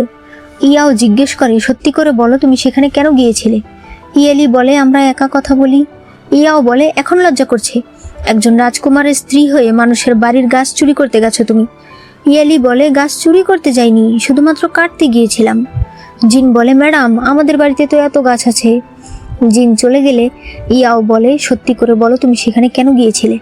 ইয়েলি বলে, আমাদের একটা সিনিয়র আছে মিনহুই, সে সবসময় পরীক্ষায় ফেল করত, আর সে বলতো যে তার খারাপ রেজাল্টের পেছনে আছে তাদের বাড়ির একটা গাছ। মাস্টার বলতো এগুলো সব তার ভুল ধারণা, সে ফেল করে তার নিজের আলসেমির জন্য। এসব কথা যেন সে কখনোই না ভাবে, তবে মিংহুই সব সময় শুধু ওই গাছের কথাই ভাবতো। আমি এখানে আসবো শুনে সে আমাকে বারবার বলে দিয়েছে আমি যেন ওই গাছটা কেটে ফেলি, তাহলে তার মনের এই অবসেশন চলে যাবে। রাজকুমার দয়া করে রাগ করবেন না। ইয়াও বলে, আর কখনো যেন এমনটা না হয়। তোমার ভাগ্য ভালো যে তুমি তাড়াতাড়ি দৌড়াতে পারো। ইয়েলি বলে, কারণ আমি প্রতিদিন দৌড়াই। ইয়াও বলে, তুমি প্রতিদিন কেন দৌড়াও? তোমার অভ্যাস অন্যান্য মেয়েদের থেকে অনেক আলাদা। ইয়েলি বলে, আমি প্রতিদিন দৌড়াই যাতে আমি অনেক তাড়াতাড়ি দৌড়াতে পারি। ইয়াও অনেক অবাক হয়ে যায়। তখন দেখানো হয় ইয়েলি একদিন দৌড়ে দৌড়ে পাহাড় থেকে নামতে চাইছিল, তবে তখন তাদের একাডেমির ছেলেরা তাকে ধরে ফেলে। তারা বলে, আমরা তোমার কোনো ক্ষতি করব না, তবে এখন তুমি পাহাড়ের নিচে যেতে পারবে না। বর্তমানে ইয়েলি বলে, আমি আর কখনোই এমনটা করব না। এরপর ইয়াও যখন ইয়েলির ঘরের সামনে দিয়ে যাচ্ছিল তখন আবারও সে শুনতে পায় ইয়েলি একা একা কথা বলছে। তবে আসলে ইয়েলি সুয়াংকে বলছিল, তুমি কোথায় ছিলে? আমি তোমাকে বলেছিলাম পাহারা দিতে। সে বলে, ম্যাডাম আমি রাজকুমারকে দেখে ভয় পেয়ে গিয়েছিলাম, তাই লুকিয়ে পড়েছিলাম। পরদিন সকালে দেখা যায় লি আবারও সেতার বাজাচ্ছে। ইং এটা দেখে বলতে থাকে, সারাক্ষণ শুধু এটা নিয়েই পড়ে থাকে, আমার দিকে একবারও নজর দেয় না। তখন তার ন্যানি বলে, ম্যাডাম আমি একটা মিউজিশিয়ানকে চিনি, আমি আপনাকে তার কাছে নিয়ে যাই, সে আপনাকে মিউজিক শেখাবে। রাজকুমারের যেহেতু মিউজিক পছন্দ, তাহলে অবশ্যই সে আপনাকে দেখবে। অন্যদিকে ইয়েলির সঙ্গে একজন বয়স্ক লোক দেখা করতে আসে। সে বলে সে আসলে মিংহুইয়ের বাবা। সে বলতে থাকে, ম্যাডাম গতরাতে আমার বাড়ির একটা গাছ কাটা হয়েছে, আপনি কি কাউকে পাঠিয়েছিলেন? ইয়েলি চুপ করে থাকলে সে বলে, আমি আপনাকে দোষ দিতে আসিনি। মিংহুই অনেকবার ওই গাছটা কাটতে চেয়েছিল, তবে আমি কাটতে দেইনি। গতকাল রাতে যখন আমি দেখলাম গাছটা কেউ কেটে ফেলেছে, আমার মনে হলো মিংহুই হয়তো ফিরে এসেছে।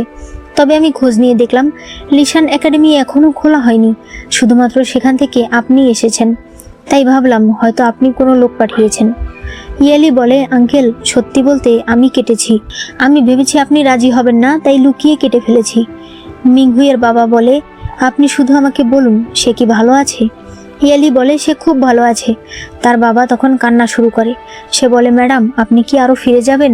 সে বলে, না আমি আর যাব না। মিংহুইয়ের বাবা বলে, আমি ওর জন্য একটা চিঠি লিখেছিলাম, এটা আমি তাহলে কাকে দেব? ইয়েলি বলে, এটা আমি দিয়ে দিতে পারবো, আমি প্রায়ই তাদের জন্য চিঠি পাঠাই। এতে মিংহুইয়ের বাবা অনেক খুশি হয়ে যায়। আমরা দেখতে পাই ইয়েলি সেই চিঠিটা এনে নিজের একটা বক্সে রাখে। অন্যদিকে ইং ওই মিউজিশিয়ানের কাছে আসে। ওই মিউজিশিয়ান মূলত বাঁশি বাজাতো এবং তার দুটো ময়ূর রয়েছে। সে যখন বাঁশি বাজায় তখন ময়ূর পেখম মেলে, যা দেখতে ভীষণ সুন্দর ছিল। ইং সাথে সাথেই সেটা শিখতে চায়, তবে তার সুর ছিল খুবই বিশ্রী। এদিকে ইয়েলি দোকানে ছিল। তখন জুয়াং বলে আজ সে ইংকে দেখেছে এক মিউজিশিয়ানের বাড়িতে যেতে। এদিকে ইং বলছিল আমাকে এটা বাজাতেই হবে। তার সুর শুনে ময়ূর রেগে যাচ্ছিল। ইয়েলি যখন আসছিল তখন সে রাস্তায় উইউকে দেখে, যাকে অনেকগুলো ছেলেরা তাড়া করছিল। এদিকে ইং ওই সকল ময়ূরকে তাড়া করছিল আর বাঁশি বাজাচ্ছিল। ইয়েলি ওই সকল ছেলেদের ধরে ফেলে। এরপর সে উইউকে বলে, ওরা কেন তোমাকে মারছিল? তুমি বলনি যে তুমি রাজকুমারের ছেলে? উইউ কিছু না বলে চলে যেতে চাইলে ইয়েলি বলে, কোনো কিছু না বললেই তোমাকে কেউ সাহসী বলবে না। তুমি একা এতগুলো ছেলেকে সামলে নিয়েছো, তুমি অবশ্যই সাহসী। কিন্তু তুমি যদি তোমার সমস্যার কথাগুলো সাহস করে বাড়িতে জানাও, তাহলে তুমি সাহসীই থাকবে। বাড়িতে এসেও ইং বাঁশি বাজাচ্ছিল। অন্যদিকে ইয়েলি বাড়িতে আসলে একজন সেবক বলে, আজ রাজকুমারের কাছে অ্যাপয়েন্টমেন্ট লেটার এসেছে, আগামীকাল থেকেই সে ম্যাজিস্ট্রেটের ডিউটি করতে যাবে। এটা শুনে ইয়েলি ইয়াও এর কাছে গেলে ইয়াও বলে, তুমি কোথায় গিয়েছিলে? সে বলে, দোকানে গিয়েছিলাম। ইয়াও বলে, তোমার জুতায় কাদা লেগে আছে। ইয়েলি বলে, আমি আসার সময় দেখলাম উইউকে কিছু ছেলেরা মারছে, আমি তাকে সাহায্য করলাম। আপনার কি জানতে ইচ্ছে করছে না যে কারা তাকে মারছিল? ইয়াও বলে, বাচ্চারা মারামারি করবে এটা স্বাভাবিক। ইয়েলি বলে, বাচ্চারা মারামারি করবে এটা স্বাভাবিক, কিন্তু পুরো একটা বাচ্চার গ্যাং একটা ছেলের পেছনে লাগবে এটা স্বাভাবিক নয়। সে একজন রাজকুমারের ছেলে হিসাবে তার সঙ্গে সবসময় লোক থাকার কথা। ইয়াও কোনো কিছুই বলে না, কারণ সত্যি সেই বিষয়ে কখনোই খেয়াল করেনি। ইয়েলি ইয়াওকে বলে, হঠাৎ করে আপনাকে চাকরি দেওয়া হলো যে? ইয়াও বলে, তুমিই তো বললে আমার জীবনকে অন্য কারো চোখে যেন নাটক না বানাই। কেন, তুমি খুশি হওনি? ইয়েলি বলে, অবশ্যই খুশি। এরপর সে উইউর জন্য খাবার নিয়ে যায়। পরে সে উইউকে ধরলে দেখা যায় উইউর মা কোথাও যাচ্ছে। ইয়েলি বলে, তোমার মা কোথায় যাচ্ছে? উইউ বলতে না চাইলে ইয়েলি বলে, আমি তোমাকে বলেছি এটা তোমার বাড়ি, তোমার সমস্যা তুমি বাড়ির মানুষকে জানাবে। এরপর উইউ তাকে এক জায়গায় নিয়ে আসে, যেখানে তার মা এক মাস্টারের সঙ্গে দেখা করে। যেই মাস্টার কিছু ফরমেশন করছিল। সে বলছিল এগুলো করলেই সে তার স্বামীকে দেখতে পাবে। উইউ বলতে থাকে, এই লোকের সঙ্গে দেখা হওয়ার পর থেকে মা খুবই অদ্ভুত কাজ করছে। সে মাঝে মাঝে উল্টোপাল্টা খাবার খায়, ঠান্ডার মধ্যে পানিতে বসে থাকে, কাঁচা খাবার খায়, এমনকি নিজের রক্ত দিয়ে সূত্রাস লেখে। এরপর দেখা যায় ওই মাস্টার রেনকে কিছু ছাই খেতে দেয়। পরে সে ইশারা দিলে রেনের দাসী সামনের একটা পর্দা তুলে দেয়, যেখানে ওয়েনের ছবি ছিল। রেন দেখতে পায় সেখানে যেন ওয়েন দাঁড়িয়ে আছে। উইউ বলতে থাকে, মা বলে এই মাস্টারের কারণেই নাকি সে বাবাকে দেখতে পায়, কিন্তু আমি জানি এই মাস্টার একটা মিথ্যাবাদী। ইয়েলি এখনই অথরিটিকে খবর দিতে বলে। এরপর দেখা যায় রেন বসে কান্না করছিল। ইয়েলি বলে, সে একটা মিথ্যাবাদী, সে আপনাকে এই পর্যন্ত যা কিছু বলেছে তার সবই মিথ্যা। রেন বলে, কিন্তু ওই মাস্টার আমার স্বামীর ব্যাপারে সবকিছুই জানতো, আমার ব্যাপারেও জানতো। ইয়েলি বলে, এগুলো আপনার দাসী তাকে বলেছে। রেন অনেক অবাক হয়ে যায়। সে বলে, সে আমার সঙ্গে এরকমটা কেন করলো? ইয়েলি বলে, কারণ ওই মাস্টার তাকে অনেকগুলো টাকা দিয়েছে। প্রতি মাসে আপনার কাছ থেকে দাসী একটা বেতন পায়, আবার আপনি ওই মাস্টারকে যা দেন তার অর্ধেক সে পায়, তাই সে এভাবে কাজ করেছে। রেন তখন অনেক কান্না করে যে সে জেনে বুঝে এরকম একটা বিষয়ে বিশ্বাস করেছে। ইয়ালি তাকে জড়িয়ে ধরে সান্ত্বনা দেয়। অন্যদিকে ইয়াও নিজের অফিসে আসে, তবে এখানকার একজন গার্ড বলে আমরা এভাবে কাউকে ভেতরে ঢুকতে দিতে পারি না, আগে আমাদেরকে প্রমাণ দেখান। ইয়াও এরপর মহারাজের আদেশনামা দেখাতে বলে। পরে জিন তাকে ভেতরে নিয়ে যেতে চাইলে ইয়াও ওই গার্ডকে তাকে নিয়ে যেতে বলে। গার্ড বলে আমার কাজ আছে। ইয়াও বলে আজ থেকে আমাকে ভেতরে নেওয়া আর বের করাই হলো তোমার কাজ। এরপর সে ভেতরে গেলে ডেপুটি ম্যাজিস্ট্রেট ঝ্যাং তার সঙ্গে কথা বলে। ইয়াও বাড়িতে আসলে তার বড় ভাবি কান্না করে করে তাকে বলতে থাকে কিভাবে সে এক মাস্টারের পাল্লায় পড়েছিল। সে তার কাছে ক্ষমা চায় যে সে এই বাড়ির দায়িত্ব পালন করেনি, এমনকি নিজের ছেলের দায়িত্ব ঠিকমতো পালন করেনি। তার ভাবি বলতে থাকে তবে এখন থেকে আমরা সবাই ভালো থাকবো, আমার হয়ে ইয়েলিকে ধন্যবাদ জানিয়ে দিও। ইয়াও বাটলারকে জিজ্ঞেস করে ইয়েলি কোথায়। তখন দেখা যায় ইয়েলি উইউর স্কুলে এসে ওই সকল ছেলেদেরকে ক্ষমা চাওয়ায় যারা কিনা তাকে প্রায়ই বুলি করত। এরপর তারা যখন একসঙ্গে আসছিল তখন উইউ বলে ওই একটা ছেলেও আমার কাছে মন থেকে ক্ষমা চায়নি। ইয়েলি বলে তাতে কি আসে যায়, অন্তত ওরা এটা জানতে পেরেছে যে ওরা যদি তোমার সঙ্গে অন্যায় করে তাহলে তোমার এই ক্ষমতা রয়েছে যে তুমি তাদেরকে ক্ষমা চাওয়াতে পারবে। আর মনে রাখবে এখন থেকে তোমাকে কেউই কিছু বলতে পারবে না, কারণ তোমার কাকা এখন এখানকার ম্যাজিস্ট্রেট। তখন তারা রাস্তায় ইয়াওকে দেখতে পায়। এরপর তারা বাড়িতে এসে খাওয়া শুরু করলে ইয়াও মুখে ব্যথা পায়। জিন বলে আসলে রাজকুমারের মুখে ঘা হয়েছে। ইয়েলি এরপর তার নিজের বানানো ওষুধ ইয়াওয়ের মুখে লাগিয়ে দেয়। পরে ইয়েলি বলে ইয়াও আমি তোমার পায়ের চিকিৎসা করি, আমি অনেক চিকিৎসাবিদ্যা শিখেছি, অনেককেই সুস্থ করেছি, তুমি একবার আমাকে সুযোগ দাও, আমি একটু চেষ্টা করে দেখতে চাই। তোমার পা ব্যথা করে, বেশি উঠবস করলে কষ্ট হয়, তার মানে তোমার পায়ে এখনো অনুভূতি রয়েছে, তুমি আমাকে একটা সুযোগ দাও, আমি চেষ্টা করে দেখি। তাদের এই কথা শুনে সবাই বাইরে চলে যায়। ইয়াও বলে এখন খাবার খাও, এই বিষয়ে পরে কথা বলবো। রাতের বেলা সুয়াং বলছিল ম্যাডাম তাড়াহুড়ার করার কিছু নেই। ইয়ালি বলে না আমি তাড়াহুড়া করছি না। পরদিন ইয়েলি নিজের দোকানে ছিল, হঠাৎ করেই সেখানে তার তৃতীয় চাচা মানে ওয়েনশেন চলে আসে। সে সেখানে লুকিয়েছিল। দেখা যায় একজন লোক তাকে মারতে চাইছিল।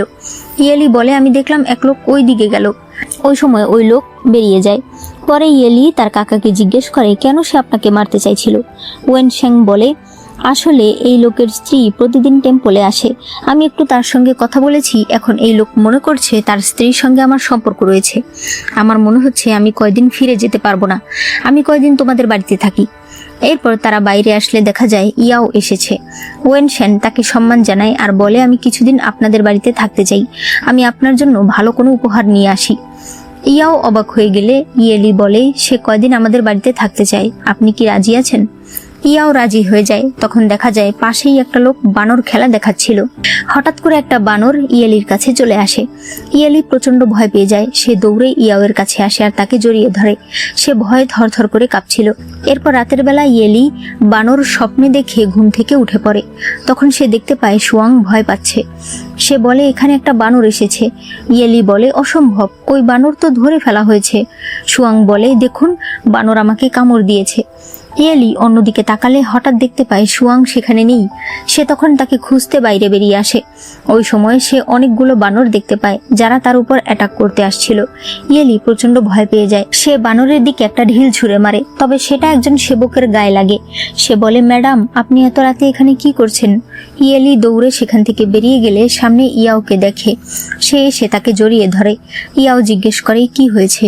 সে বলে অনেকগুলো বানর এসেছে। এরপর সকল গার্ডেরা এসে বলে তারা একটা বানরও খুঁজে পায়নি। উইও বলতে থাকে কাকি আপনি হয়তো ভুল দেখেছেন। ইয়েলি বলে না আমি বানর দেখেছি। তবে সবাইকে চুপ থাকতে দেখে সে বলে ঠিক আছে, আপনাদের বিশ্বাস করতে হবে না। ইয়াও বাড়ির গার্ড আরো বাড়িয়ে দিতে বলে। সবাই চলে গেলে ইয়াও বলে আমার মনে আছে তুমি একবার বলেছিলে তোমাদের লিশান একাডেমিতে অনেক বানর আসতো। ইয়েলি বলে হ্যাঁ অনেকগুলো বানর আসতো, তারা আমার খাবার খেয়ে ফেলতো, আমার বই চুরি করতো। ইয়াও বলে লিশান একাডেমিতে এত মানুষ থাকতে বানর কিভাবে ভেতরে ঢুকতো? ইয়েলি বলে ওদের অনেক সাহস, ওরা আমাকে কামড় দিয়েছে। সে তার হাত দেখায় যেখানে সত্যিই কামড়ের দাগ রয়েছে। ইয়াও বলে আমি তোমাকে কথা দিচ্ছি তুমি আর কখনো বানর দেখতে পাবে না। সে চলে যেতে চাইলে ইয়েলি তার হাত ধরে বলে আমার ভয় লাগছে, আমি ঘুমাতে পারবো না। ইয়াও তখন তার পাশে বসেছিল। ইয়েলি ঘুমালে ইয়াও বাইরে আসে। জিন বলে সত্যিই আমরা একটাও বানর দেখতে পেলাম না। ইয়াও বাড়ির গার্ড আরো বাড়িয়ে দিতে বলে। পরদিন দাসী ইয়েলিকে বলে, ম্যাডাম আপনি কি আরও এসব খারাপ স্বপ্ন দেখেছেন? ইয়েলি বলে, আমি তো বলছি আমি সত্যিই বানর দেখেছি। ইউ বলে, আপনি যাই বলেন না কেন, রাজকুমার আপনার কথা বিশ্বাস করেছে। সে ঘোষণা করে দিয়েছে এই শহরে আর কখনো বানর খেলা দেখানো হবে না। লুকিয়ে সে ওই সকল লোকেদেরকে টাকা দিয়ে দিয়েছে যাতে তারা অন্য কোনো শহরে গিয়ে খেলা দেখায়। তখন ইয়াও সেখানে আসে। ইয়েলি তাকে সব কিছুর জন্য ধন্যবাদ জানায়। ইয়াও বলে, আমি তোমার জন্য ওষুধ নিয়ে এসেছি। এরপর ইয়েলি বলতে থাকে, ওগুলো অনেক দিন আগের আঘাত, এখন ওষুধ দিলে কাজ হবে না। ইয়াও বলে, এগুলো অনেক ভালো ওষুধ, এগুলো ব্যবহার করলে দাগ খুব তাড়াতাড়ি চলে যায়। ইয়েলি বলে, আপনার কাছে মনে হয় না আমার হাতের দাগগুলো দেখতে খুব খারাপ? ইয়াও বলে, না, একদমই না। এরপর সে তার ওই দাগে ওষুধ দিয়ে দেয় আর বলে, 1 মাস এটা ব্যবহার করলেই তোমার দাগ একেবারে চলে যাবে। ইয়েলি বলে, তাহলে আমাকে আরেক বোতল দিতে পারবেন? আমি সুয়াংকে দেব, ওর হাতেও বানরের কামড়ের অনেক দাগ রয়েছে। ইয়াও অবাক হয়ে বলে, সুয়াংকে? সে বলে, সুয়াং আমার দাসী। এরপর ইয়াও বাইরে এসে জিনকে বলে, তুমি কি ইয়েলির দাসী সুয়াংকে চেনো? জিন বলে, ওনার অনেকগুলো দাসী রয়েছে, তবে সুয়াং এর নাম তো আমি কখনো শুনিনি। আমি আরেকটু জেনে পরে আপনাকে বলবো। এরপর ইয়েলি যখন তার জায়ের সঙ্গে বসেছিল তখন তাদের কাছে একটা নিমন্ত্রণ পত্র আসে, যেটা পাঠিয়েছে কনসোর্ট চিন। র্যান বলে, তার আর রাজমাতার সম্পর্ক অনেক ভালো, তবে গত কয়েক বছর ধরে আমাদের কাছে তার কোনো নিমন্ত্রণপত্র আসেনি। তোমার বিয়ের পরেই নিমন্ত্রণপত্র আসলো, তার মানে বোঝাই যাচ্ছে সে আসলে কাকে ডেকেছে। তাই পরদিন ইয়েলি আর র্যান নিমন্ত্রণের জায়গায় আসে। এটা ছিল ইয়েলির কাকার সেই টেম্পল। সেখানে একটা মেয়ে বাঁশি বাজাচ্ছিল। কনসোর্ট চিন ইয়েলিকে বলে, আপনি তাহলে সে যে কিনা লিশান একাডেমি থেকে এসেছেন? বাঁশি বাজানো ওই মেয়েটা বলে, আমি আপনার কাছে কিছু জানতে চাই। আমি শুনেছিলাম আপনাদের লিশান একাডেমিতে নাকি মেয়েদেরকে শিক্ষা দেওয়া হয় না। ইয়েলি বলে, আপনি যেই সুরটা বাজালেন এটা যে বানিয়েছে সে একজন মেয়ে। অন্যান্য জায়গার শিক্ষা আলাদা, সেখানে পুরুষকেই বেশি প্রাধান্য দেওয়া হয়, কারণ তারাই কোর্টে যাওয়া আসা করে। কিন্তু আমাদের লিশান একাডেমি একদমই ভিন্ন। এখানে ছাত্র শুধু ছাত্র, ছেলে মেয়ে কোনো বিভেদ করা হয় না। সেই মেয়েটা বলে, তাহলে হয়তো আমি ভুল জানতাম, আমাকে ক্ষমা করে দেবেন। তখন চিন বলে, আমারও কিছু জানার আছে। ওই বছর আপনাদের লিশান একাডেমি মনে করেছিল রাজমাতা হয়তো সিংহাসনে বসবে, তাই একটা ফালতু কারণ দেখিয়ে তারা একাডেমি বন্ধ করে দিয়েছে, তাই তো? ইয়েলি বলে, মহারাজ এবং রাজমাতা রাজ্যের জন্য কতটা কাজ করছে সেটা আমরা নিজের চোখেই দেখতে পারছি। কেউ যদি কোনো মিথ্যা কথা ছড়ায় তাহলে তাকে শাস্তি পেতে হবে। এতে চিন হাসতে শুরু করে। এরপর ইয়েলি যখন খাবার খাচ্ছিল তখন তার কাকা এসে বলে, তুমি ভালো করেই জানতে এই জায়গাটা একটা ফাঁদ, তারপরও কেন আসলে? সে বলে, সে আমাকে ডেকেছে তাই এসেছি। একটু পরে সেখানে ইং আসে। সে কতগুলো পিঠা দেখিয়ে বলে, এগুলো অনেক দামি, খেতেও অনেক সুস্বাদু। তুমি তো পাহাড়ে থেকেছো, এত ভালো খাবার খাওনি, তাই এটা আমি তোমাকে উপহার দিলাম। ইয়েলি বলে, জানো তোমার দাঁতের ফাঁকে তিল লেগে আছে। সে পিঠাগুলো নিয়ে চলে যায় আর ইং তার দাসীকে তার দাঁতগুলো ভালো করে দেখতে বলছিল। ওই সময় ইয়েলির সঙ্গে এক দাসীর ধাক্কা লাগে। দাসী বলে, ম্যাডাম চলুন, আমি আপনাকে গোসলখানায় নিয়ে যাচ্ছি, আপনি ভালো মতো পরিষ্কার করবেন। এরপর তারা যখন যাচ্ছিল তখন ইং তাদেরকে দেখে পিছু করতে শুরু করে। ওই দাসী ইয়েলিকে এক জায়গায় এনে চলে যায়। ইয়েলি দেখতে পায় এখানে তো কোনো পানিই নেই। তখন সেখানে সে জিনলিকে দেখে। সে বলে, তুমি কি এখনো আমার সাথে রেগে আছো? পরে সে দৌড়ে তার কাছে গিয়ে বলে, বিশ্বাস করো আমি নিজে ইচ্ছে করে বিয়ে ভাঙিনি, ওরা আমাকে বাধ্য করেছে। রাজমাতা আমাকে সন্দেহ করে। আমি যদি তোমাকে বিয়ে করতাম তাহলে নিজের সাথে আমি তোমাকেও টেনে নামিয়ে ফেলতাম। আমি ভেবেছিলাম তুমি লিশান থেকে না আসলে একদিন না একদিন আমাদের মিল হবে, কিন্তু কে জানতো সে তোমাকে একটা পঙ্গুর সঙ্গে বিয়ে দিয়ে দেবে। ইয়েলি বলে, তুমি আসলে কি বলতে চাইছো? সে বলে, চলো আমরা পালিয়ে যাই। যেদিন আমি তোমাকে অন্য কারো বউ সাজতে দেখেছি সেদিন থেকেই আমি আর সহ্য করতে পারছি না। তুমি যেখানে যেতে চাইবে আমরা সেখানেই যাব, যেখানে তুমি থাকবে সেটাই হবে আমার বাড়ি। ইয়েলি বলে, এই কথাটা তুমি আমাকে আগে কেন বলনি? জিনলি বলে, কারণ আমি ভয় পেয়ে গিয়েছিলাম, ওই সময় তোমাকে নিয়ে পালিয়ে যাওয়ার সাহস আমার ছিল না। ইয়েলি তার হাত ছড়িয়ে দিয়ে বলে, তুমি একটুও বদলাওনি, তুমি এখনো মিথ্যাবাদী আর ভণ্ড রয়ে গেছো। তুমি যে এই কথাগুলো আমাকে বলছো তোমার নিজের বিরক্ত লাগছে না? জিনলি, বিশ্বাস করো আমি তোমাকে অনেক ঘৃণা করি, তাই আমার থেকে দূরে থাকবে। এদিকে বাইরে এরা কারো শব্দ শুনতে পেয়ে সেদিকে যেতে থাকে। জিনলি বলে, আমি বিশ্বাস করি না যে তুমি আমাকে এখন আর ভালোবাসো না, নইলে তুমি চাংফুকে মারতে না, তুমি তাকে আমার জন্যই মেরেছো। আমি তোমার কাজ বুঝি, আমি জানি এই কাজ তুমি করেছো। চাংফু কোর্টে আমার বাধা হয়ে দাঁড়াচ্ছিল। ইয়েলি বলে, তুমি ভুল করছো, আমি তোমার জন্য কিছুই করিনি, আমি আমাদের একাডেমির লোকেদের জন্য চাংফুকে মেরেছি। ওই সময় সেখানে ইং আসে। জিনলি বলে, তুমি যদি আজ এখান থেকে এক পা বাড়াও আমি পানিতে ঝাঁপ দেবো, আর তুমি ভালো করে জানো আমি সাঁতার জানি না। ইয়েলি চলে আসতে থাকলে জিনলি ঝাঁপ দিতে চায়, তবে তার দাস তাকে জোর করে ধরে রাখে। ইয়েলি চলে যেতে চাইলে সামনে ইংকে দেখতে পায়, তবে সে কিছু না বলে চলে যায়। এদিকে ইয়াও একজন লোকের সঙ্গে দেখা করতে আসে, যার নাম জেং। ইয়াও তাকে নিজের সঙ্গে কাজ করতে বলে। অন্যদিকে জিনলির একজন লোক তাকে কোন কোন অনুষ্ঠানে নিমন্ত্রণ করা হয়েছে সেই কথা বলছিল। জিনলি বলে সে কোথাও যাবে না। ওই লোক বলে, আপনি কেন নিজেকে এভাবে গুটিয়ে নিয়েছেন? আপনার বাবা ছিল একজন যুবরাজ। জিনলি বলে, তাহলে আমার কি করা উচিত? আগের মতোই ড্রিঙ্ক করে জামা কাপড় ছিঁড়ে ভাঙচুর করা উচিত, যাতে মানুষ আমাকে নিয়ে হাসাহাসি করে? সেই লোক বলে, অন্তত ওই সময় আপনি এতটা ভেঙে পড়তেন না। আপনাকে নিজেকে সামলাতে হবে, তাহলেই একমাত্র আপনি ভালো থাকবেন, আপনার বাড়ির মানুষ ভালো থাকবে। পরদিন ইয়েলি দেখতে পায় তার কাকা অনেকগুলো ফার্নিচার নিয়ে এসেছে। ইয়েলি বলে, আপনি এখানে আসলে কতদিন থাকতে চাইছেন? তার কাকা বলে, আপাতত 2 মাস থাকি, তারপরে দেখা যাবে।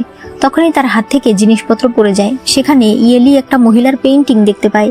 ইয়েলির ভীষণ রাগ হচ্ছিল, তবে তার কাকা বলে, আমি তোমার কাকা, আমাকে কি তুমি তাড়িয়ে দেবে বলো? এদিকে জিনলি আবারও সেতার বাজাচ্ছিল। ইংয়ের এগুলো একদম সহ্য হচ্ছিল না। সে বলতে থাকে, আমি ইয়েলিকে মেরে ফেলবো, তাহলেই সবকিছু ঠিক হয়ে যাবে। এরপর ইং একটা ব্ল্যাক মার্কেটে আসে। এখানে মিনসি নামে আমরা একটা ছেলেকে বসে থাকতে দেখি। ইন এক লোককে বলে, আমার হয়ে কাজ করতে হবে। সেই লোক বলে, অবশ্যই, বলুন আপনার কি কাজ করতে হবে? সে বলে, আপনি তাকে নিজে মারবেন না, আমার কাছে ধরে নিয়ে আসবেন, পরে আমি দেখব কি করা যায়। লোকটা বলে, আপনি এসব কি বলছেন? এটা কি ধরনের কাজ? সে বলে, আপনি অ্যাসাসিন না? লোকটা বলে, আপনি এসব কি বলছেন? আমরা টাকার বিনিময়ে মাল আনা নেওয়া করি। ইং এরপর সামনে যেতে থাকলে মিনসি তাকে ডাক দেয়। পরে তারা রেস্টুরেন্টে কথা বলছিল। ইং তাকে টাকা দিয়ে বলে, রাজকুমার ইয়াওয়ের স্ত্রীকে ধরে নিয়ে আসতে হবে। মিংসি টাকা নিয়ে নেয় আর বলে যে তার কাজ হয়ে যাবে। এরপর সে সেখান থেকে চলে যাচ্ছিল। ইংও তাড়াতাড়ি সেখান থেকে চলে যাওয়ার চেষ্টা করে, তবে এতে আবারও তাদের মধ্যে ধাক্কা লেগে যায়। তখন তারা তাড়াতাড়ি নিজেদের চেহারা লুকাতে শুরু করে। এদিকে মাঝরাতে সেতারের শব্দ শুনে ইয়েলির বাবার ঘুম ভেঙে যায়। সে ওই সুর ফলো করতে করতে ইয়েলির মায়ের প্যাভিলিয়নে চলে আসে। এখানে সে কাউকে সেতার বাজাতে দেখে। সে বলে, ওয়েনজো, তুমি কি ফিরে এসেছো? তবে সেই মহিলা চলে যায়। ইয়েলির বাবা তখন সামনে ওয়েনজোর একটা মেমোরিয়াল ট্যাবলেট দেখতে পায়। সে তখন দৌড়াতে শুরু করে। এরপর সামনে সে আরও একটা মেমোরিয়াল ট্যাবলেট দেখতে পেয়ে অজ্ঞান হয়ে যায়। এদিকে পায়ের ব্যথায় ইয়াওয়ের ঘুম ভেঙে যায়। সে জানালা খুলে বসলে দেখতে পায় ইয়েলি বাইরে থেকে এসেছে। এরপর ইয়েলির বাবার জ্ঞান ফেরে। তার সৎমা বলতে থাকে, আপনার কি হয়েছিল? সে বলে, আমি ওয়েনজোর মেমোরিয়াল ট্যাবলেট দেখলাম। সে বলে, কই, আমরা তো তেমন কিছুই পেলাম না, আর সে তো লিশান পর্বতে আছে, তার মেমোরিয়াল ট্যাবলেট কোথা থেকে আসবে? এদিকে ইয়াও অফিসে যাচ্ছিল। ইয়েলি তাকে দেখে বলে, আপনার জামা কুঁচকে আছে, দাঁড়ান আমি এখনই ঠিক করে দিচ্ছি। সে গরম পানি একটা পাত্রে নিয়ে সেটাকে আয়রন করে দেয়। ইয়াও তাকে দেখছিল। এসব দেখে দাস দাসী দুজনেই খুশি হচ্ছিল। ইয়ালি বলে, আজ রাতে আমি জুয়াং ভাইয়াকে ডেকেছি, আপনিও আগে ভাগে চলে আসবেন, আমরা একসাথে খাবার খাবো। ইয়াও বলে, আমি চেষ্টা করব। এরপর দেখা যায় ইয়াওয়ের অফিসে ঝেং নামে সেই লোক আজ জয়েন হয়েছে। ইয়াও যখন সবার সঙ্গে দুপুরের খাবার খেতে আসে, তখন একজন লোক বলে, স্যার, আজ আমি বাড়ি থেকে খাবার নিয়ে এসেছি, এটা আমার স্ত্রী রান্না করেছে, একটু খেয়ে দেখুন। ইয়াও তখন জিনকে বলে দেয়, বাড়িতে জানিয়ে দাও রাতের বেলা আমি বাড়িতেই খাবো। এদিকে বাড়িতে ওয়েনশেন উইউকে মার্শাল আর্ট শেখাচ্ছিল। অন্যদিকে ইয়েলি উইউর জন্য একটা ঘুড়ি বানাচ্ছিল। তবে তখন জুয়াং বলে, এটা ঠিক মতো হয়নি। পরে তার কথা মতো তারা আবার সেটাকে ঠিক করে। এদিকে উইউ বলতে থাকে, এত আস্তে আস্তে কেউ মার্শাল আর্ট শেখে? ওয়েনশেন বলে, এটা হলো এমন টেকনিক যেটাতে তোমার ইনার শক্তি বৃদ্ধি পাবে, তবে মারামারিতে জিততে হলে তোমাকে এটার সাহায্য নিতে হবে। আসলে তার হাতে একটা পাথর ছিল। তখন ইয়েলি ওই ঘুড়িটা নিয়ে চলে আসে। উইউ এটা পেয়ে অনেক খুশি হয়ে যায়। ওই সময় সেখানে ইয়াও চলে আসে। এরপর আজ বাড়ির সবাই একসাথে খাবার খেতে বসেছে। জুয়াং ইয়েলির ওই পাথরটা দেখে, যেটাতে এখন পাতা গজিয়েছে। তখন ওয়েনশেং বলে, জুয়াং, তোমার তো আগে পায়ের সমস্যা ছিল। জুয়াং বলে, ইয়েলি আমার পায়ের চিকিৎসা করেছে, এখন একদম ঠিক আছে। সবাই তখন বলতে থাকে, রাজকুমার, তাহলে তো আপনি অনেক ভাগ্যবান। এরপর ইয়াও বিছানায় উঠতে গিয়ে পড়ে যায়। তখন ইয়েলি তাকে সাহায্য করতে চায়, তবে ইয়াও সবকিছু নিজেই করছিল। ইয়েলি মাটিতে বসে বলে, তুমি আমাকে একটা সুযোগ দাও, আমি তোমার পায়ের চিকিৎসা করতে চাই। আমি জানি তুমি এত বছরে অনেক ডাক্তার দেখিয়েছো, তবে আমাকে একটা সুযোগ দিয়ে দেখো। ইয়াও বলে, ইয়েলি, এখানে এসে তুমি অনেক লোককে সাহায্য করেছো, কিন্তু তোমার কেন মনে হচ্ছে যে তুমি আমাকেও সাহায্য করতে পারবে? তোমার কেন মনে হচ্ছে যে যেসব ডাক্তার আমি দেখিয়েছি তাদের চাইতে তুমি ভালো? এরপর সে বলে, যদি তোমার একজন পঙ্গুর সঙ্গে থাকতে অসুবিধা হয় তাহলে তুমি যে কোনো সময় চলে যেতে পারো। ইয়েলি এরপর নিজের ঘরে এসে পুরনো কথা মনে করতে থাকে, যেদিন ইয়াওয়ের ভাই ওয়েনকে মৃত্যুদণ্ডের আদেশ দেওয়া হয়। সেদিন ইয়েলি বলতে থাকে, আমি জেনারেল ওয়েনকে একটু ওয়াইন অফার করতে এসেছি। তাকে তার কাছে যেতে দেওয়া হয়। ইয়েলি বলে, আমার নাম ইয়েলি, আমি ওয়েনজোর মেয়ে, সে আপনার কাছে ক্ষমা চেয়েছে। ওয়েন বলে, তোমার মা কেন আসলো না? সে বলে, মা আসতে পারবে না। আপনি বলুন, আপনার কোনো অপূর্ণ ইচ্ছা আছে, কোনো আদেশ আছে? ওয়েন তখন বলে, আমার ছোট ভাইকে দেখে রেখো। বর্তমানে ইয়েলি এসব মনে করছিল। এরপর সে আরও মনে করে, একদিন সে একটা গ্যাংয়ের লিডারের কাছে যায় আর বলে, আমার হয়ে আপনাকে একজনকে কিডন্যাপ করতে হবে, মনে রাখবেন তার যেন মাথা থেকে একটা চুলও না পড়ে। ইয়েলি এজন্য তাকে টাকাও দেয়। এরপর পরের দিনের সিন দেখানো হয়। ইয়াও আজ একজনকে তার দুর্নীতির জন্য অ্যারেস্ট করেছে। এরপর বাকিদেরকে ওয়ার্নিং দিয়ে দেয় যে এখন থেকে তারা যেন সৎভাবে কাজ করে। এরপর রাস্তায় আমরা মিনসিকে দেখতে পাই। মিনসি হলো সেই ছেলেটা যাকে ইয়েলিকে মারার জন্য ভাড়া করেছিল। মিনসি বুঝতে পারে কেউ তাকে ফলো করছে। সে তখন একটা নির্জন জায়গায় গিয়ে ওই লোককে ধরে ফেলে। এই লোকের নাম হলো রেড ফক্স। রেড ফক্স বলে, মাস্টার তোমাকে ডেকেছে। তবে মিনসি তাকে মেরে বলে, আমার ভাইকে বলে দিও আমি ফিরে যাব না। এদিকে ইয়েলি ইয়াওয়ের অফিসে আসে, তবে সে তাকে ব্যস্ত দেখে আলাদা চলে যায়। ইয়াও জিনকে হাসতে দেখে বলে, কি হয়েছে? জিন বলে, ম্যাডাম এসেছে, আপনাকে ব্যস্ত দেখে বিশ্রামের ঘরে দিকে গেছে। এরপর ইয়েলি পাতা দিয়ে ঘাস ফড়িং বানাচ্ছিল। তখন ইয়াও আসে আর বলে, তোমার কি কিছু লাগবে? ইয়েলি বলে, আমি জেঙ্গি টেম্পলে যেতে চাই, কালকেই চলে আসব। আমার সঙ্গে যাওয়ার মতো কেউ নেই, ভাবি তার বাবার বাড়িতে গেছে। ইয়াও বলে, ঠিক আছে, আমি আগে কাজ শেষ করি, আমার আজ অনেক কাজ আছে। এরপর তার কাজ শেষ করতে অনেক রাত হয়ে যায়। সে জিজ্ঞেস করে, ইয়েলি কোথায়? জিন বলে, সে তো বাড়ি চলে গেছে। ইয়াও এরপর কিছু পিঠা নিয়ে তাকে দিতে আসে, তবে তারা দুজনেই বুঝতে পারে ইয়েলি ঘুমিয়ে পড়েছে। এরপর সে নিজের ঘরে চলে যায়। 3-4 দিন পর ইয়াও আবারও পিঠা নিয়ে ইয়েলির ঘরের কাছে আসে, তবে আজও তারা দেখতে পায় ইয়েলি উঠছে না। ইয়াও এর তখন সন্দেহ হয় যে সে কি তাহলে ঘরে নেই, কারণ একদিন সে ইয়েলিকে অনেক রাতে ফিরতে দেখেছিল। তখনই তার ভাবি সেখানে আসে। সে বলে, তুমি ইয়েলিকে খুঁজছো? সে তো ঝেঙ্গি টেম্পলে গিয়েছে, 3-4 দিন হয়েছে গিয়েছে, তুমি এখনো জানো না? ইয়াও তখন ভীষণ অবাক হয়ে যায়। পরদিন ইয়াও সরাসরি ওই টেম্পলে চলে আসে। এখানে সব আর্টিস্টরা মিলে একটা দেবীর ছবি এঁকেছিল, তবে কারো এই ছবিটা মন মতো হচ্ছিল না। তারা বলছিল ছবিতে দেবী হাসছে, যেরকম এক্সপ্রেশন তারা আসলে চায় না। ইয়েলি রং নিয়ে এরপর উপরে যায় আর নিজের হাতে সেই ছবিটা ঠিক করে। সবাই তখন বলতে থাকে, এখন একদম ঠিক আছে, এখন হাসিও মনে হচ্ছে না, তেমন কান্নাও মনে হচ্ছে না। ইয়েলি ইয়াওকে দেখে অনেক খুশি হয়ে যায়, তবে ইয়াও এর মুখ গোমরা দেখে সে বুঝতে পারে ইয়াও তো রাগ করেছে। এরপর ইয়াও বলতে থাকে, কিছু মানুষের এত সাহস, একা একা এত দূর চলে আসে। তুমি কি ভুলে গেছো যে তুমি বিবাহিত? ইয়েলি তার গায়ে পানি ছিটিয়ে দিয়ে বলে, আমি ভুলে যাইনি, এখানে আমি একটা কাজে এসেছি, আর আমার সাথে জুয়াং ভাইয়া এসেছে। এখানে বিখ্যাত পেইন্টার ইয়নসং রয়েছে, 2 বছর ধরে এই পেন্টিংটা সে আঁকছে। এটা এখন প্রায় শেষ, তাই ভাবলাম শেষটা দেখে যাই। ইয়াও বলে, তাহলে জিনিসপত্র গুছিয়ে নাও, এখন রওনা হলে আমরা সন্ধ্যার আগে বাড়িতে যেতে পারবো। ইয়েলি বলে, আজ যেতে পারবো না, কাল অনেক ভালো একটা জিনিস আছে, আজকের রাতটা আমার সঙ্গে এখানে থাকুন। ইয়াও রাজি হয়ে যায়। এরপর রাতের বেলা ইয়াও বলে, আমরা দুজন আজ এক ঘরে থাকবো। ইয়েলি বলে, অন্যান্য রুমে 6-7 জন করে থাকছে, আমি মেয়ে বলে ওরা আমাকে একটা রুম দিয়েছে, তাছাড়া আমরা স্বামী স্ত্রী, আলাদা থাকলে মানুষ কি বলবে। পরে ইয়েলি নিজের পোশাক বদল করতে যায়। ইয়েলি ভেতরে এসে দেখে ইয়াও এর পোশাক ঠিক মতো বাঁধা হয়নি। সে এরপর সেটা সুন্দর করে বেঁধে দেয়। এরপর ইয়াও বই পড়ছিল। ইয়েলি বইয়ের নাম দেখে বলে, এটা আমিও পড়েছি।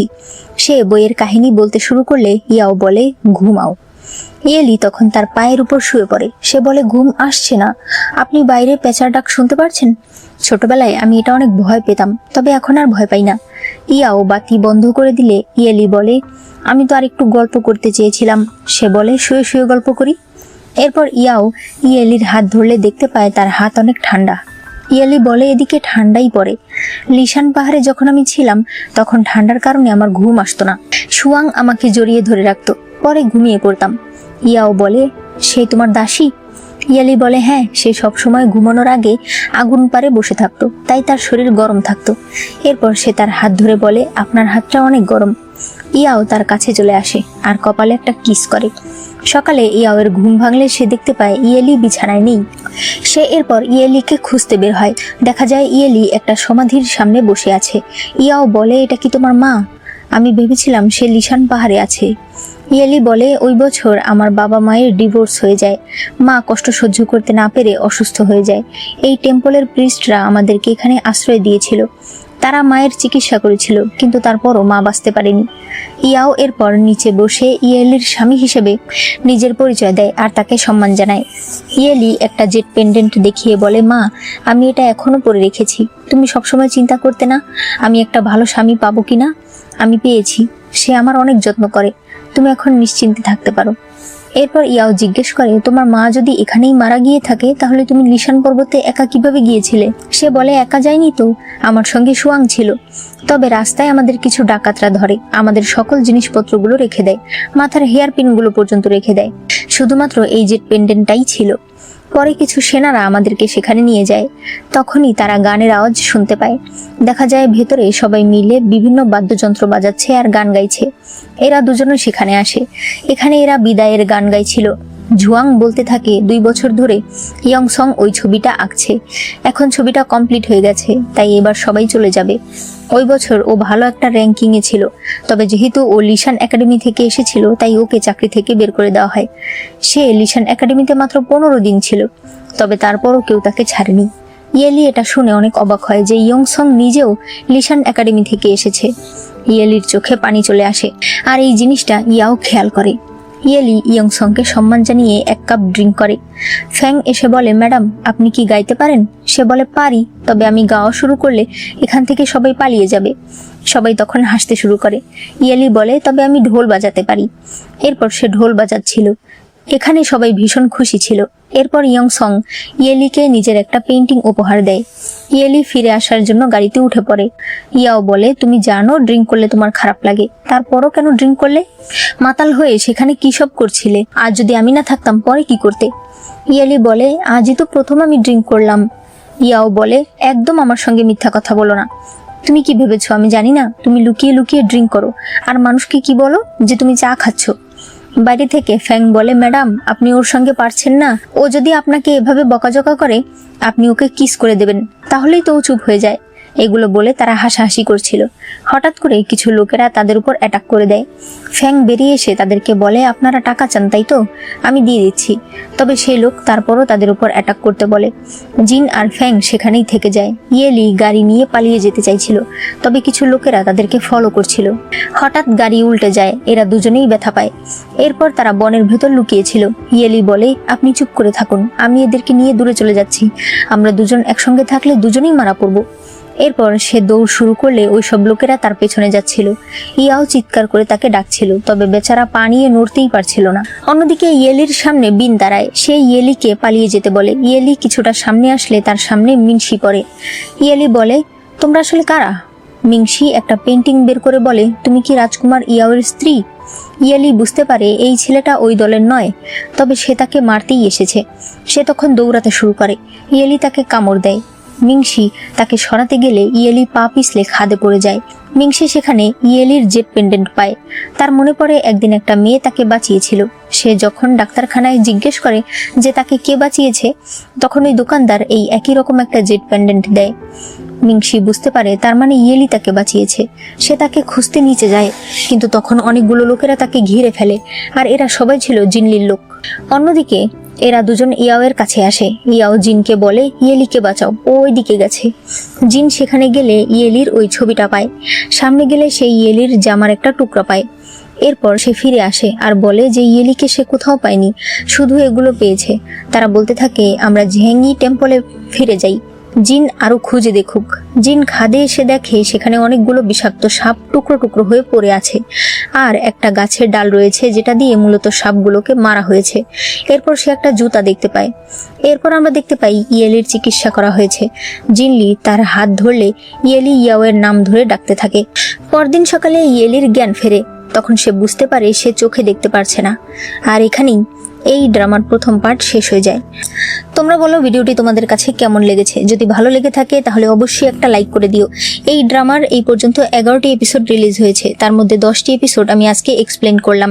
তোমরা যদি চাও আমি বাকি এপিসোডগুলো এক্সপ্লেন করি তাহলে অবশ্যই ভিডিওতে লাইক করে দিও, আর চ্যানেলে নতুন হলে চ্যানেলটাকে সাবস্ক্রাইব করে দিও।